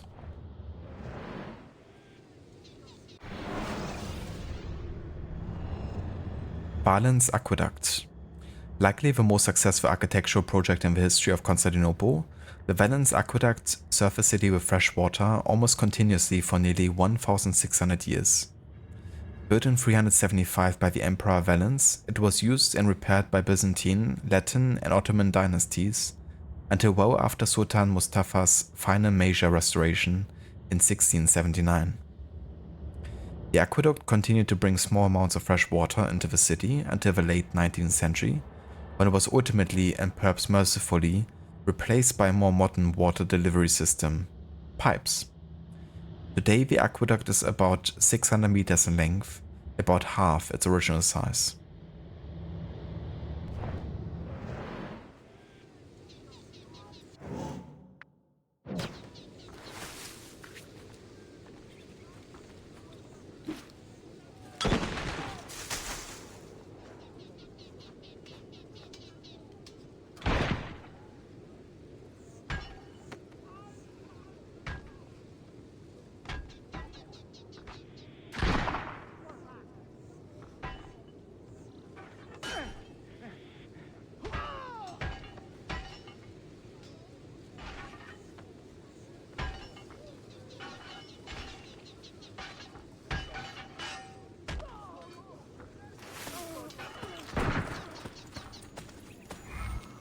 A nice distraction. I must get out of my way! I'm not a party to any of this! Please God, let me live! Please God, let me live! Yeah, there's a tower here. There's another coward. But the annoying thing here is that I don't actually have many bombs to work with except for the cherry bomb. And we haven't been introduced to the bomb system yet. Because I could make avoiding the towers or dealing with them much easier. This way I don't have too much to work against them.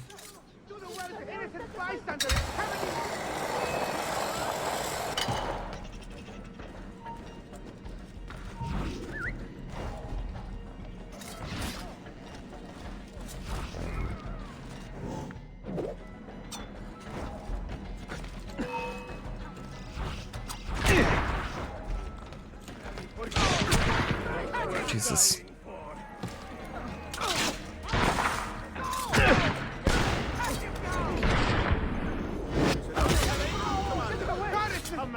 Okay, got him.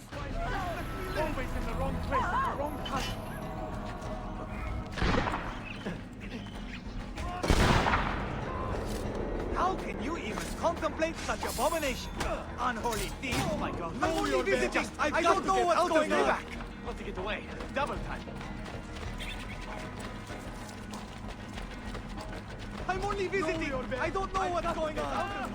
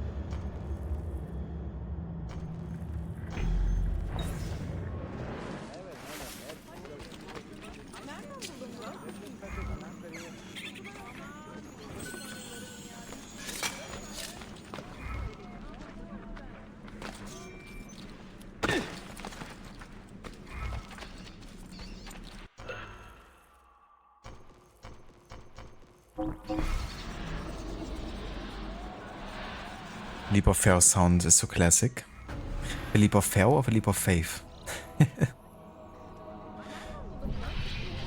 Because I mean both are quite iconic.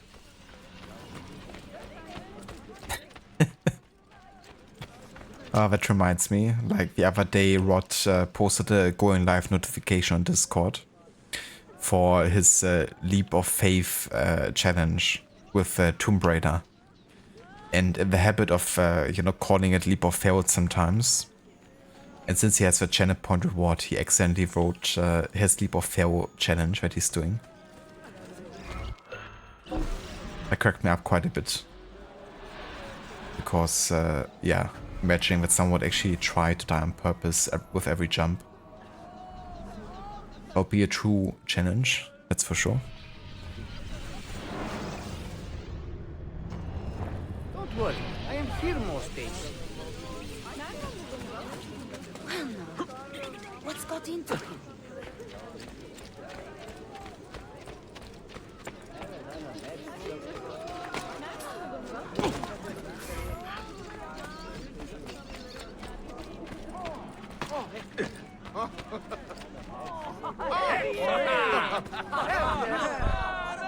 You there! You have the bearing of a man who thinks rather highly of himself. But I find you a rather pathetic specimen. What do you have to say about that, Alchuk? The Brawler. This haughty fellow has challenged Ezio to a duel. Show him the meaning of the word humiliation.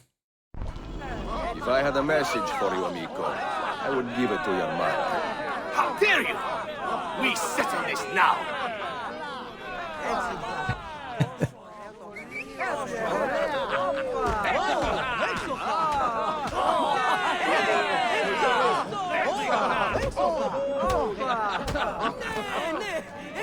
Stay down, and do not pester anyone again.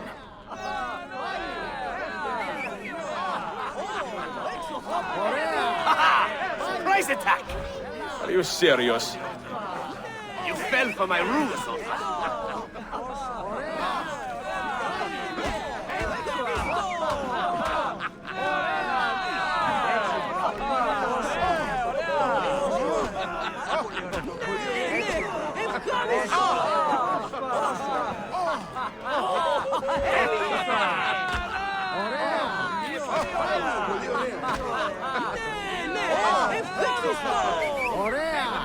Do not embarrass yourself further. I am the cudgel of Constantinier. Have you not had enough? Never!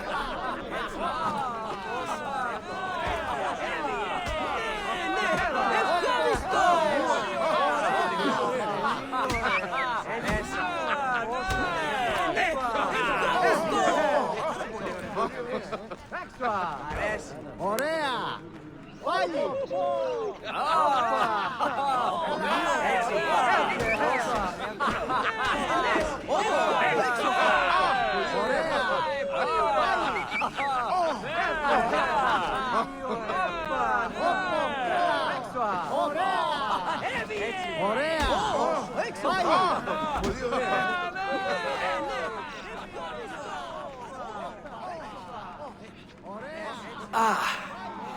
We will call it a draw, all right? You are quite a fighter. As are you, if a little reckless.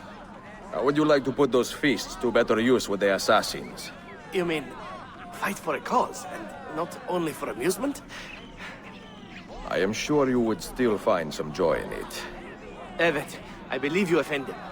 All right.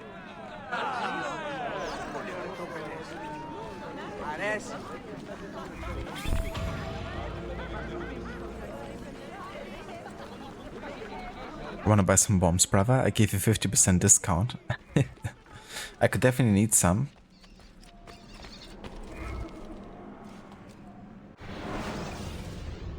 But darling, this is going to sleep because he's tired after another long day. Definitely understandable, Dr. Darling. Definitely catch some good rest and sleep. And yeah, I hope you have a good night, dude. Thank you for being here and for joining us today. And yeah, catch you next time. Gotta stay. They move not, they stir not. Be it done for them as for Osiris. I am Osiris. Hail to you, Osiris. Your limbs are lasting. You do not know corruption. There are no worms with you. You are not repugnant. I was kind of hoping for at least one motionless. But that also works.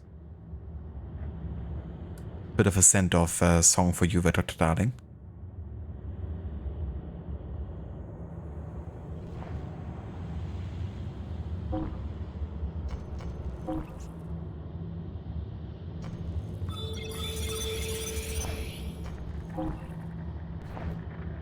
Alright, I want to give my assassins unique looks here. Now my main master assassin here is Assassin White. Which means Bettina's gonna go for Ember.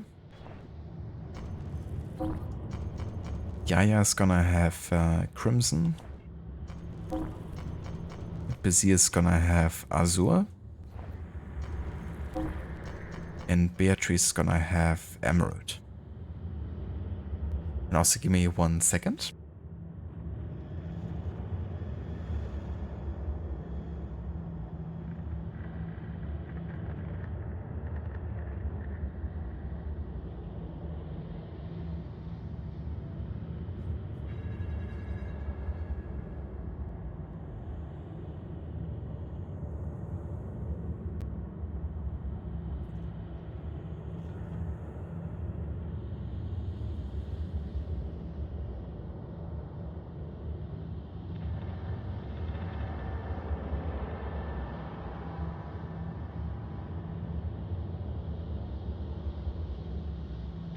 Alright guys, we're gonna go and take a quick break here of about 5 to 10 minutes or so.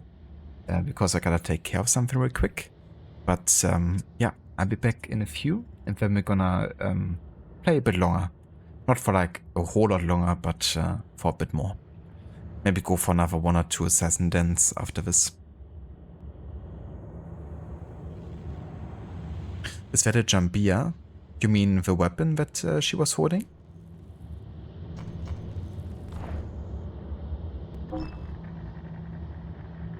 Yeah, I think it might be. It looks like.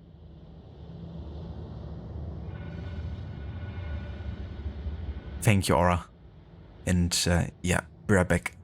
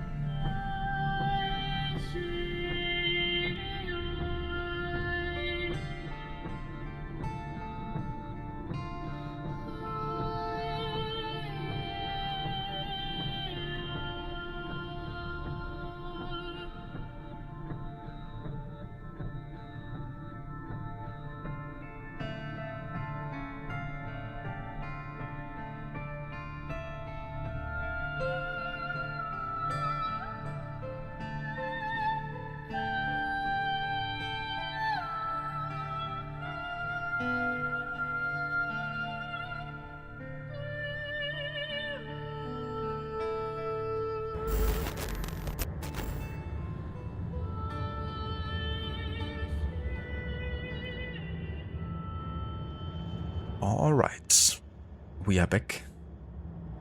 Thank you for staying tuned. And yeah, we stopped here with the assassins. We just show some colors for assassins. We can also actually give them the hoods, because that's pretty cool. You can customize the looks a little bit. I kind of like to have my assassins wear hoods to protect their identity further. So I'm gonna give all of them hoods here.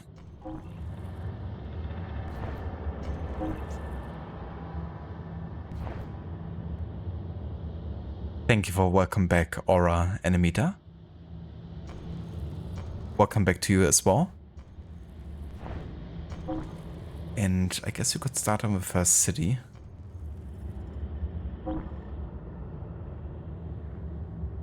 The boss has been taken over by our to-be Master Assassin, so we could focus on Alexandria.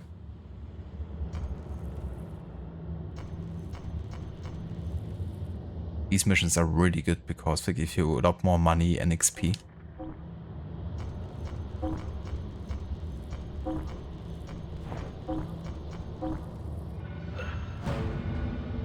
That works. That way I still have like one assassin to help me out.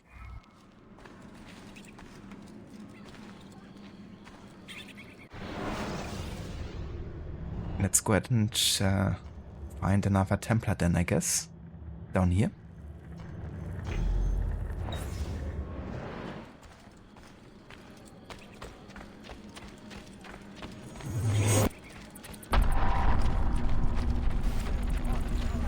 Oh no, look at this. It's a sauna raid. Hide your bath towels. Hello Vaave, welcome in dude. And thank you so much for the raid. How's it going? How was your stream? I hope you had fun with Claire Obscure. And welcome in everyone. Hello Hund Finking, welcome in. Hey there Alice, good to see you again. Hello there Des, good day to you dude. Or good evening I should say. Welcome back Amita. I feel like I talked to you like seconds ago. Hello there Fizz Icarus, welcome in.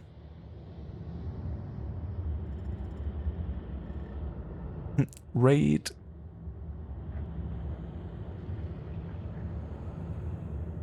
Yeah, thank you so much everyone for joining. And yeah, Revelation's going good. We made a start on sequence 3. We're currently working on the Templar dance and building up our Brotherhood. I'm not gonna play for like too much longer tonight anymore, because it's also getting pretty late here. But yeah, made a good head start for tomorrow. Definitely had fun with it so far.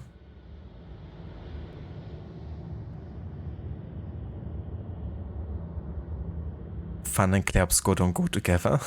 It doesn't. You mean it's like a very kind of like depressing type of story then? Or kind of like not on the fun side?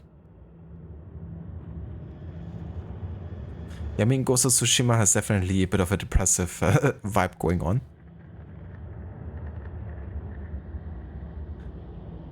$9.999. 99 Luftballons. Fliegen bis zum Horizont.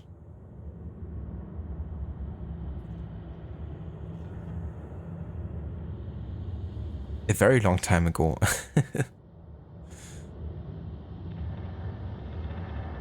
Good game, but so sad. Other expedition went well. Fought the most annoying ass boss ever, but it was a blast. The game is quite amazing in your opinion. Lies of 33 though, not gonna lie. The story is depressing, but let me tell you, the fun is very funny. Have a look at the start of the video later. I can definitely other. Yeah, I mean I watched Levy play quite a bit of it, and while overall it definitely seems to me, you know, to be on the more serious kind of like, you know, sad vibe, I guess. There's definitely been also lighthearted moments, I guess. But I also watched her mostly like in the first third of the game, so you know, that might change, I guess.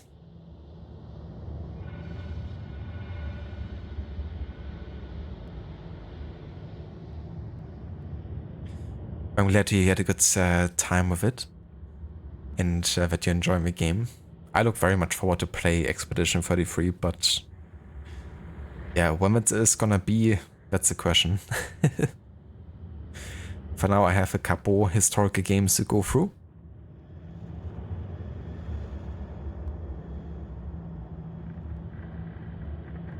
I said it. Indeed. I can also summon the German with 2000 channel points. I mean, that's not really of relevance to anyone who joined the channel just now, but at a later point, that's something you can redeem. You can make me say something in German. But that one was for free.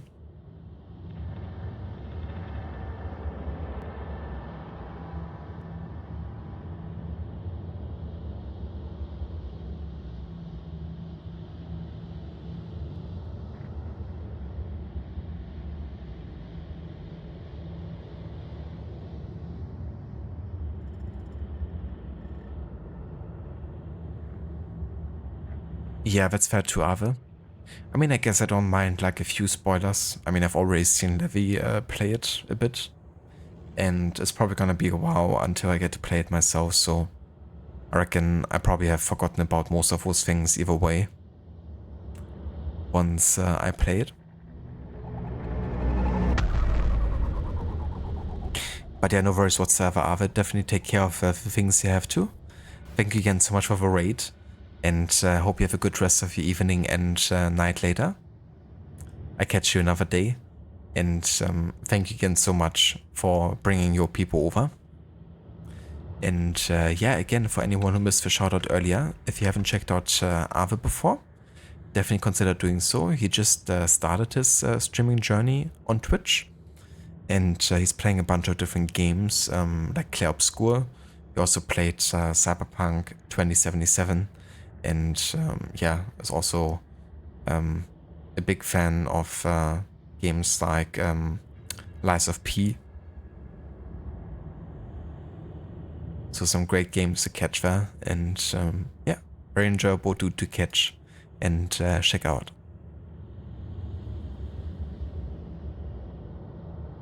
Also, Hund Thinking, thank you so much for the follow, and welcome in again to you.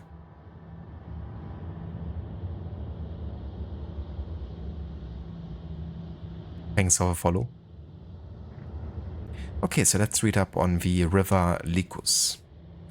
The River Lycus flows southeast across Constantinople's main peninsula, cutting a straight valley between the first 6 hills to the east and the large 7th hill to the west. The Lycus is notably for the fact that the final 2000 meters of the river flow underground before dumping into the harbor of Theodosius on the southern edge of the city.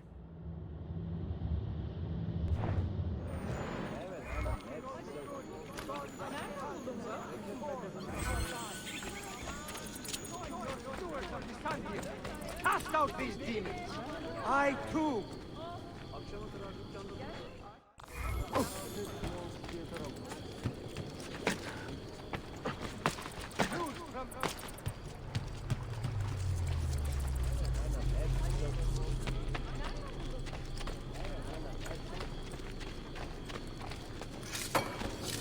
Well, I'll be.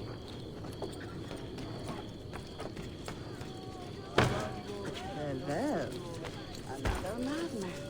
The goose! Watch yourself!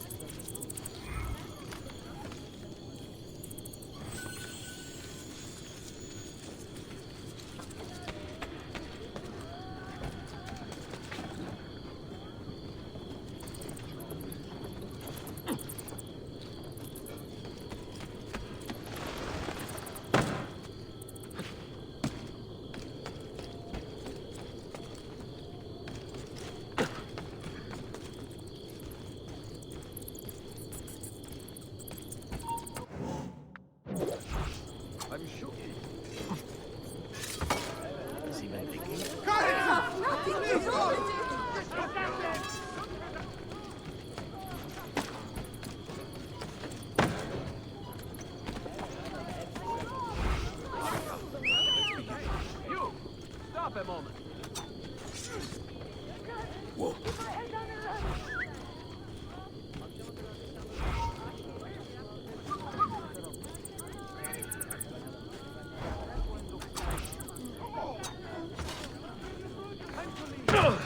My God! Someone get the gun!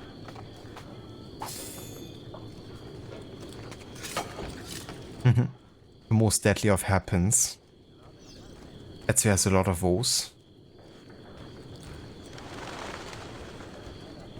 From his lady friends.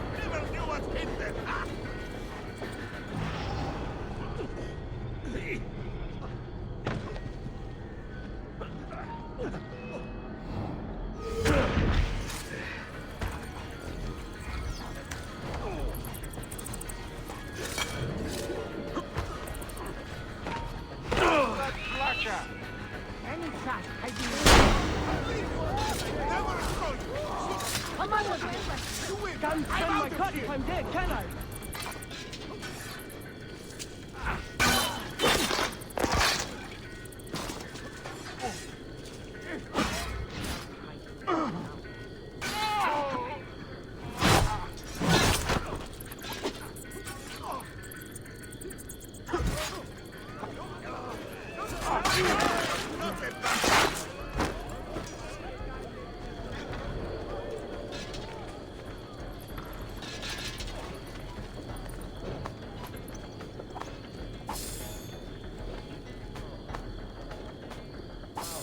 How did he pause mid-air?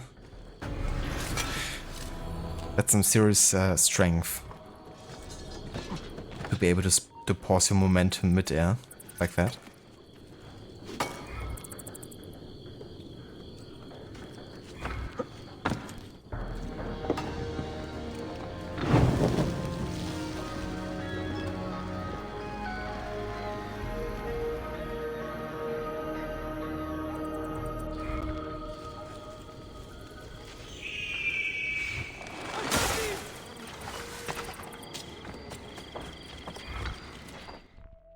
You have nothing to fear, Effendi.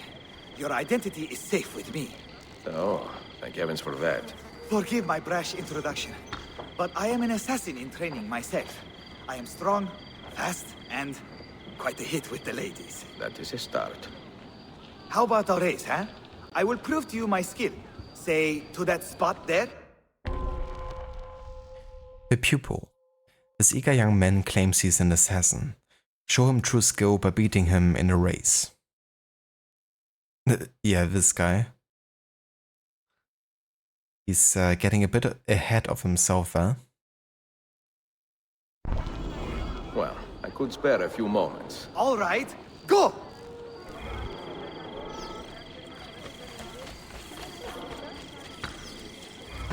I told you I was good! Yeah, you're very good. Carry on, my friend. Here we go! Did you see that?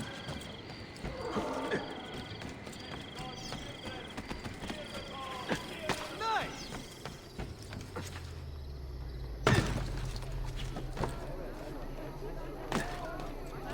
probably locked in.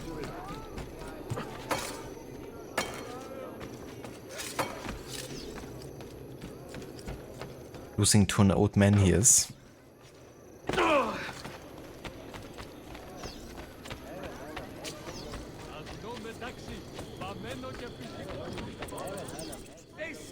You are good, old man. You have some natural talent yourself. Yarman, who is this? Ella, come. Meet my new mentor.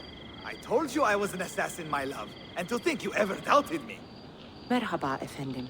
We were just taking the air, Ella, and discussing tactics and such, no? No, we were discussing when your training would begin. Sunrise, every day. Galata Tower. Understood? Evet. Of course, mentor.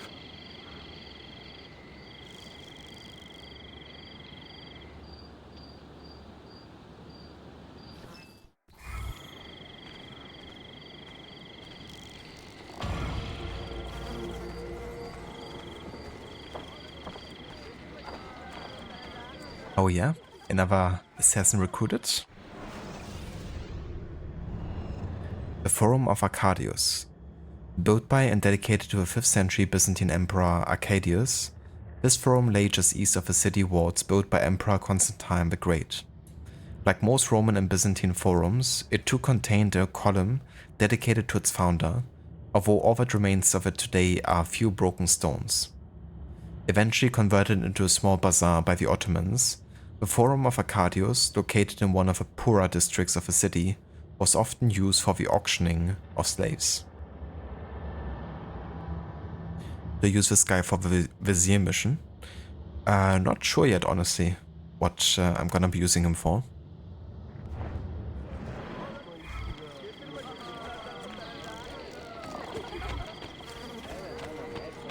Gonna make the decision once it comes to it.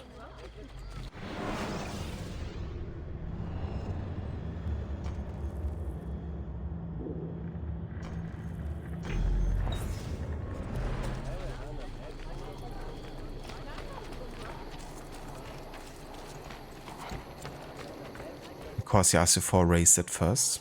Yeah, that's true. Guess it's also the Acrobat who could maybe also fit that kind of like role.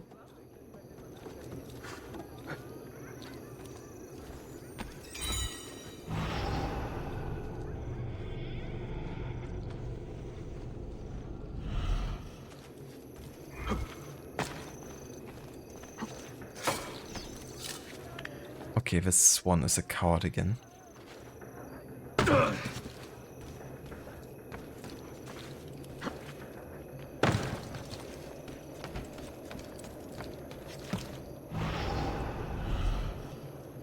But the towers is so annoying. Especially at this stage of the game.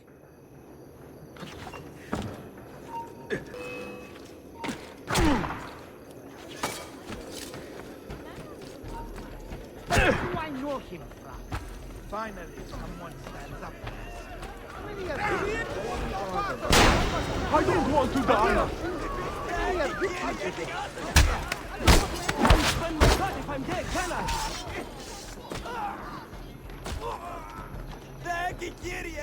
Must get out of here! Can't spend my cut if I'm dead, can I?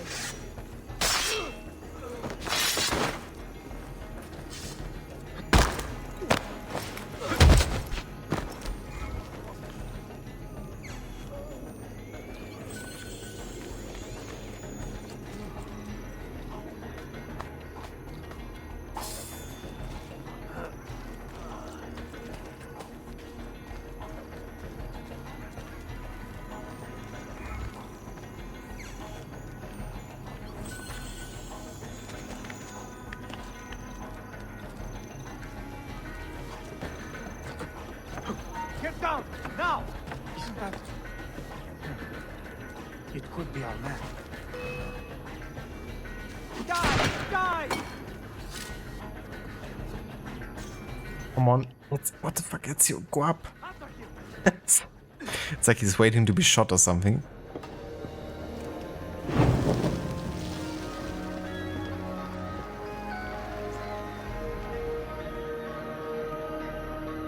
I really wanted the leap of faith there.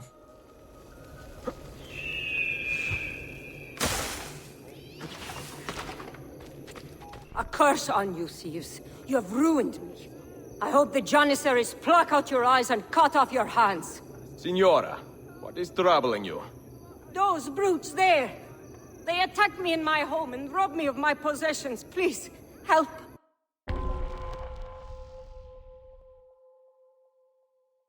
The Acrobat. A skilled young woman is being harassed by guards for no discernible reason. Protect her.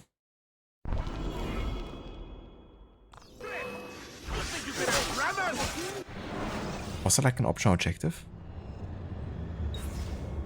Nope.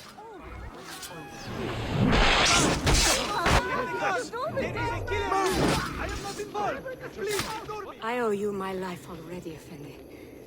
But I must ask another favor. Will you follow? Where to? Back to my shop where these men first set upon me. I fear they have taken or destroyed everything I own. Lead on.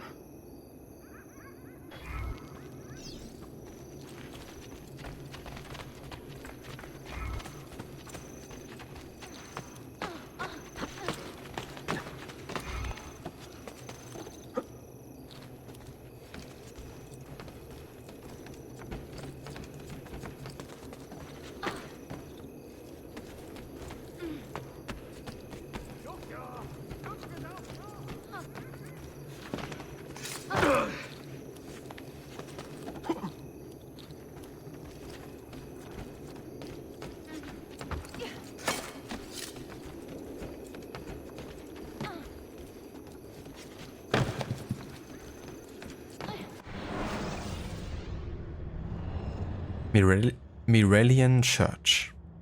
Once an Eastern Orthodox church called Mirelian, this building served two purposes simultaneously for many years. It was a house of worship above and a crypt below, built by Romanus as a funerary chapel for his wife. It was later converted into a mosque called Botrum Kamii after the men who restored it. Still later it was abandoned, but sat in ruins up until its restoration in the 20th century.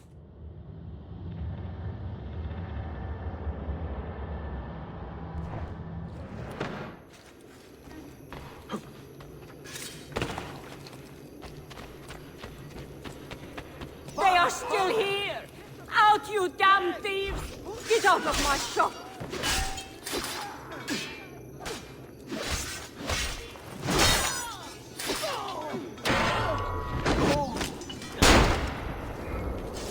You have done a great good, Effendi. I am sorry I have nothing but my respect to offer you in return. You do not owe me anything, but consider lending your skills to the assassins.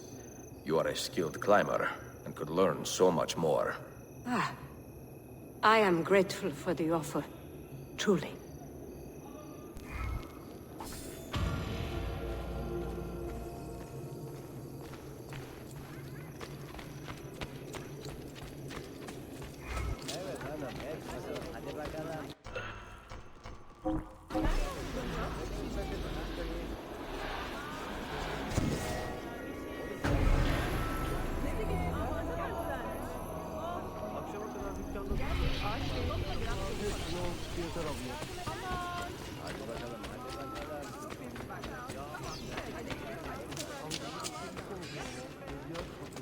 Your gift.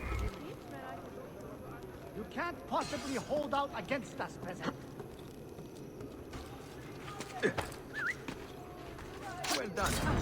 Well done. Smart play. Double touch. Get out of here! I'm not fine! Now.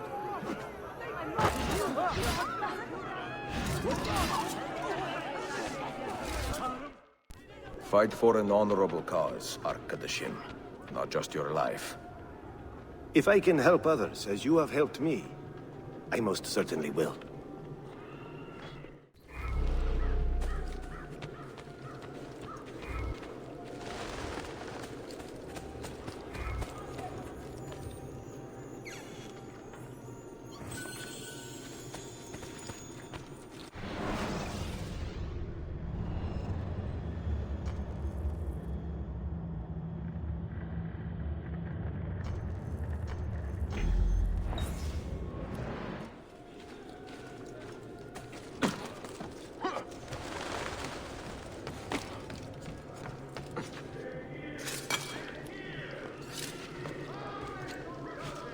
I sent Simeon.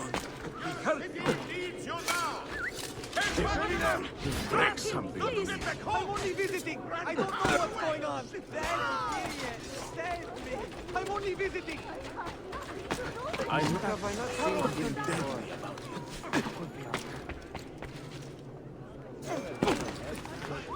Is there a reason for it?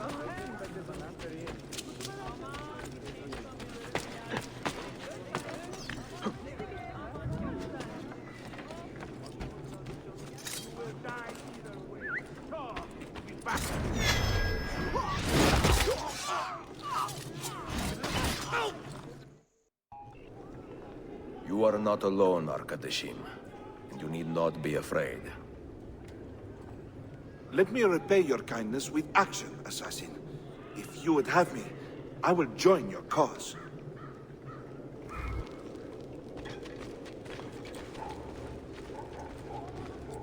Assist the Citizens. all the citizens.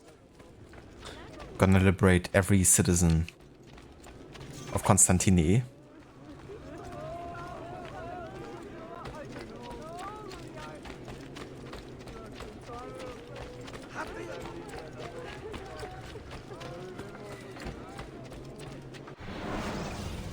Belitto Hagia Sophia.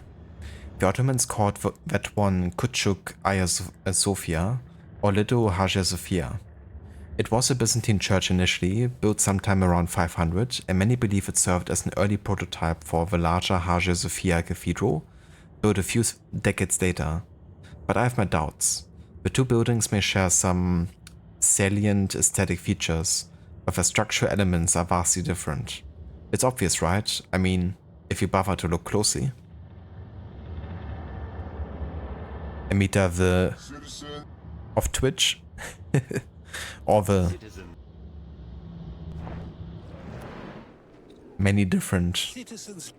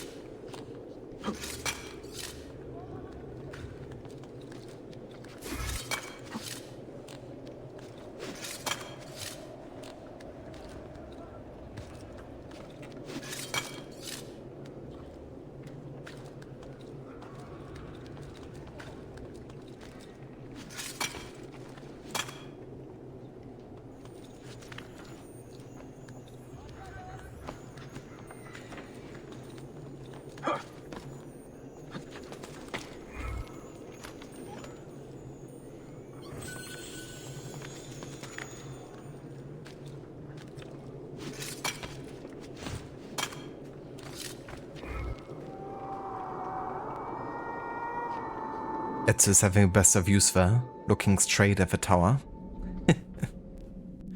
It's funny doing that sometimes.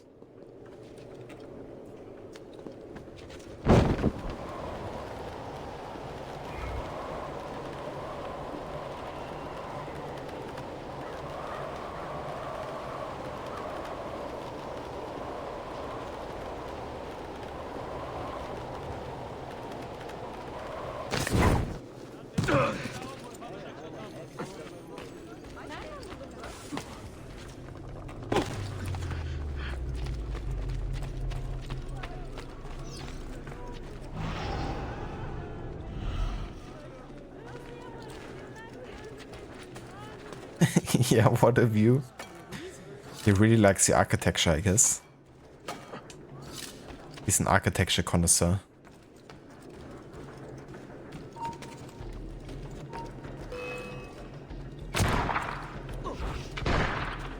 Why did he go?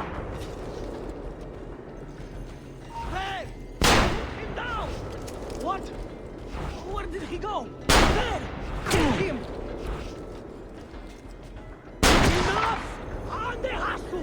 Tara, I don't see him.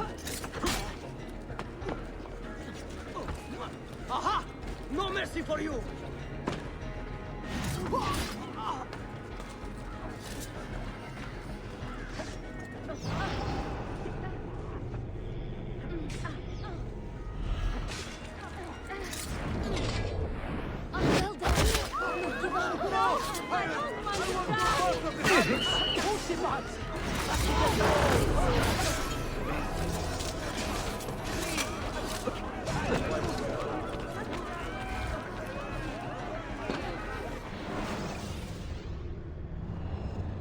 harbor of Julian, a small port on the southern edge of Constantinople's peninsula that opens into the Sea of Marmara. Though small, the harbor of Julian would have been the perfect port to receive Byzantine royalty in Constantinople's earliest days, due to its close proximity to the Hippodrome and the now defunct Byzantine Great Palace, which once stood immediately to the harbor's east. In Ottoman times, after the opening of the Grand Bazaar near the northern edge of the peninsula, merchants found it easier to bring their goods to the city via the northern ports, and this, combined with the Sultan's move to Topkapi Palace on First Hill, made the harbor of Julian a less attractive port.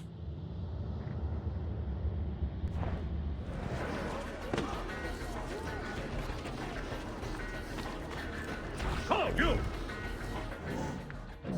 That's all.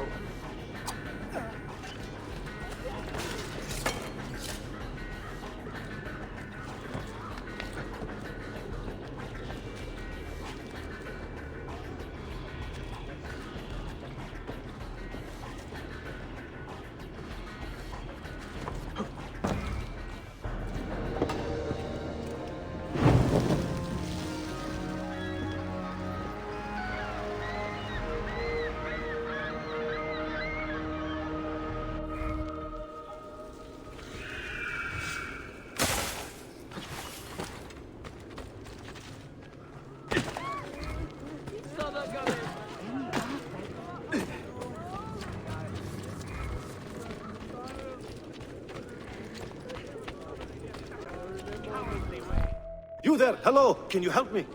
What is troubling you, amigo? There is a mad woman in this district putting curses on people with little silver coins. Curses? Well, not curses exactly, but old Byzantine coins. She is sneaking them into our pockets while our heads are turned. And I do not find it funny. The Beggars. Chase and catch the thief.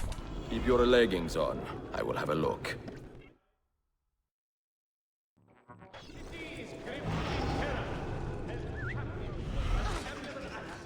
Finally, someone stands up for us.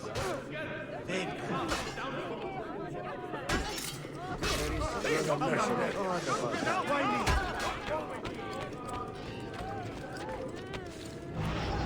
Keep your leggings on. Yeah. You won't get away. Guard! Herman, stop!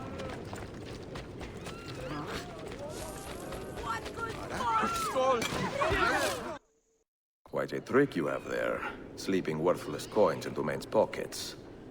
Have you ever been caught? Not once. Although I have, on occasion, taken money as well. But only to feed myself.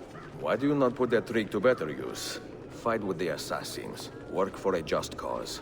Well, it would be nice to be part of something larger than myself. Evet, I will fight with you.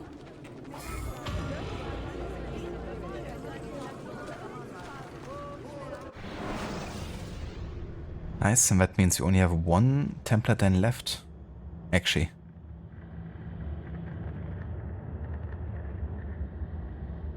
I've never got all the Templar Dens like as early as this before.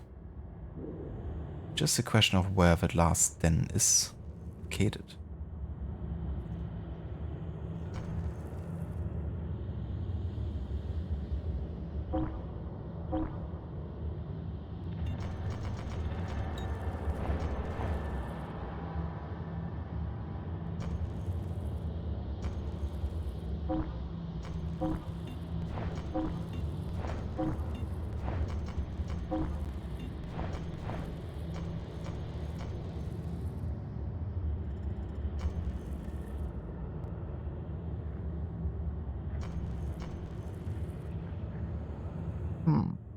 I wonder.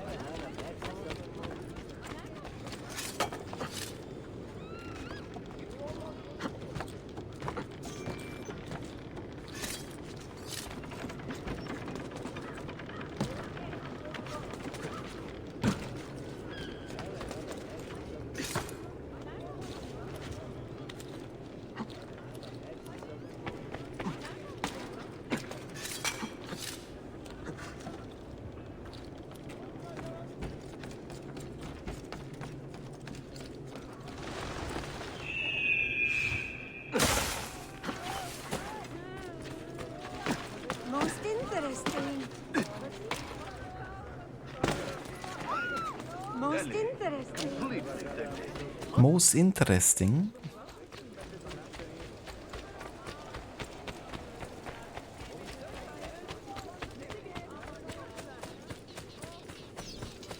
If we don't see some assassin. You are not alone, Arkadashim. You need not be afraid. Let me repay your kindness with action, assassin. If you would have me, I will join your cause. Assassin. What's he doing?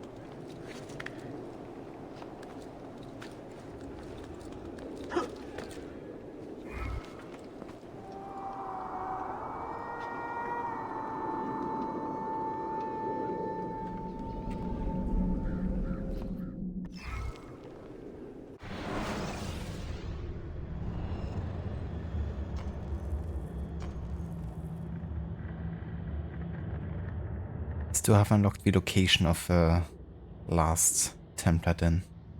Reckon it's either here the south or up there. Let me have a quick look here.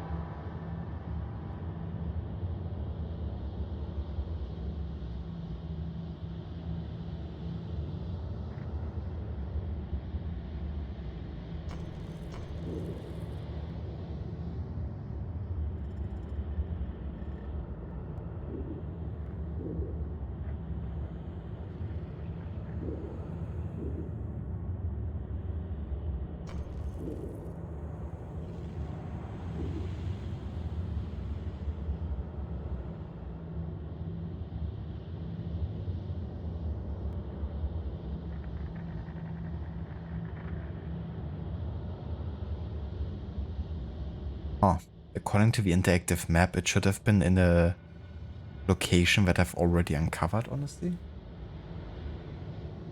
But it's not there yet.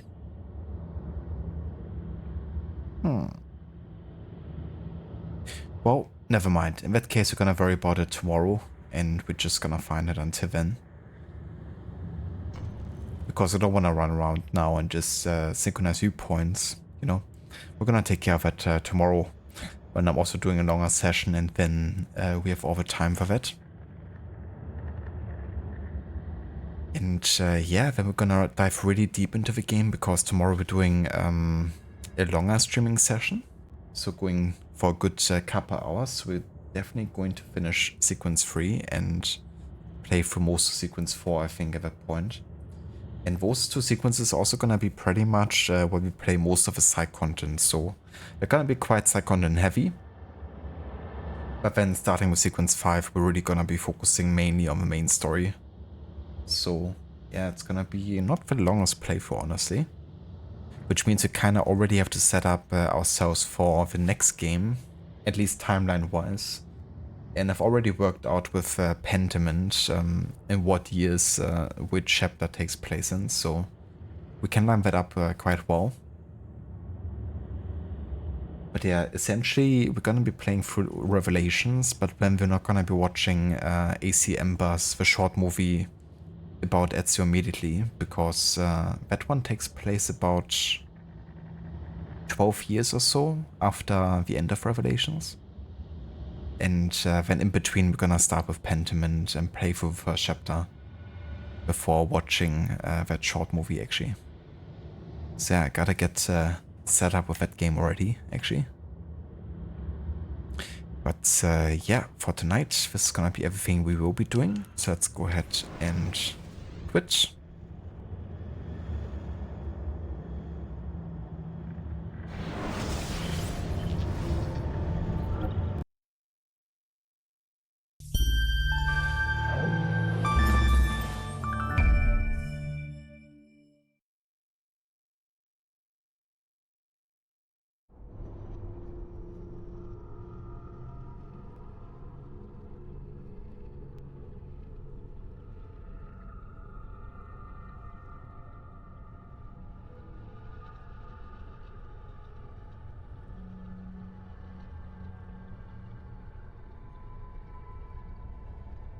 No worries of a stream whatsoever, Aura. Thank you so much for being here and for joining us today. Gonna have a look who we can raid here. Might gonna raid another AC streamer that we haven't checked out before. I'm currently going through the categories to see if there's anyone interesting.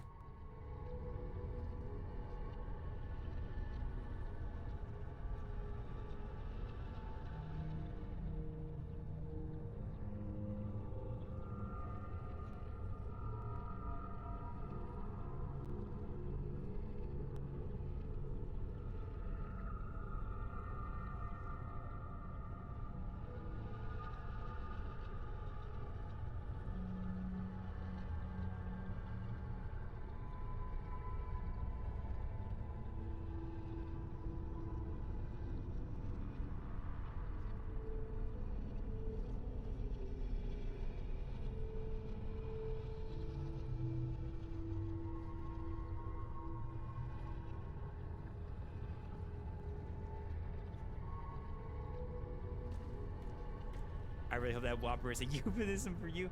I highly doubt that because I know Emmy likes BK Whoppers. I know he told me about that before. Okay, I think we found someone. They're a big fan of war gaming and Assassin's Creed and of pizza. So I mean that's a combo that no one can say no to. Two of my favorite things. But yeah, let's go ahead and raid Gaming Pizza Boy. We're playing some AC Revelations and we're currently the Cappadocia sequence of the game.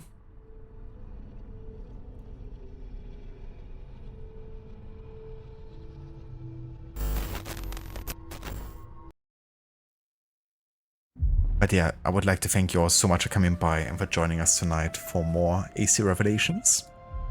So as I said, tomorrow's gonna be a longer streaming day.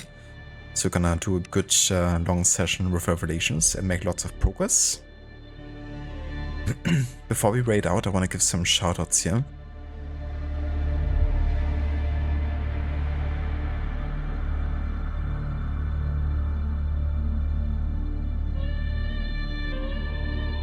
Fernmita,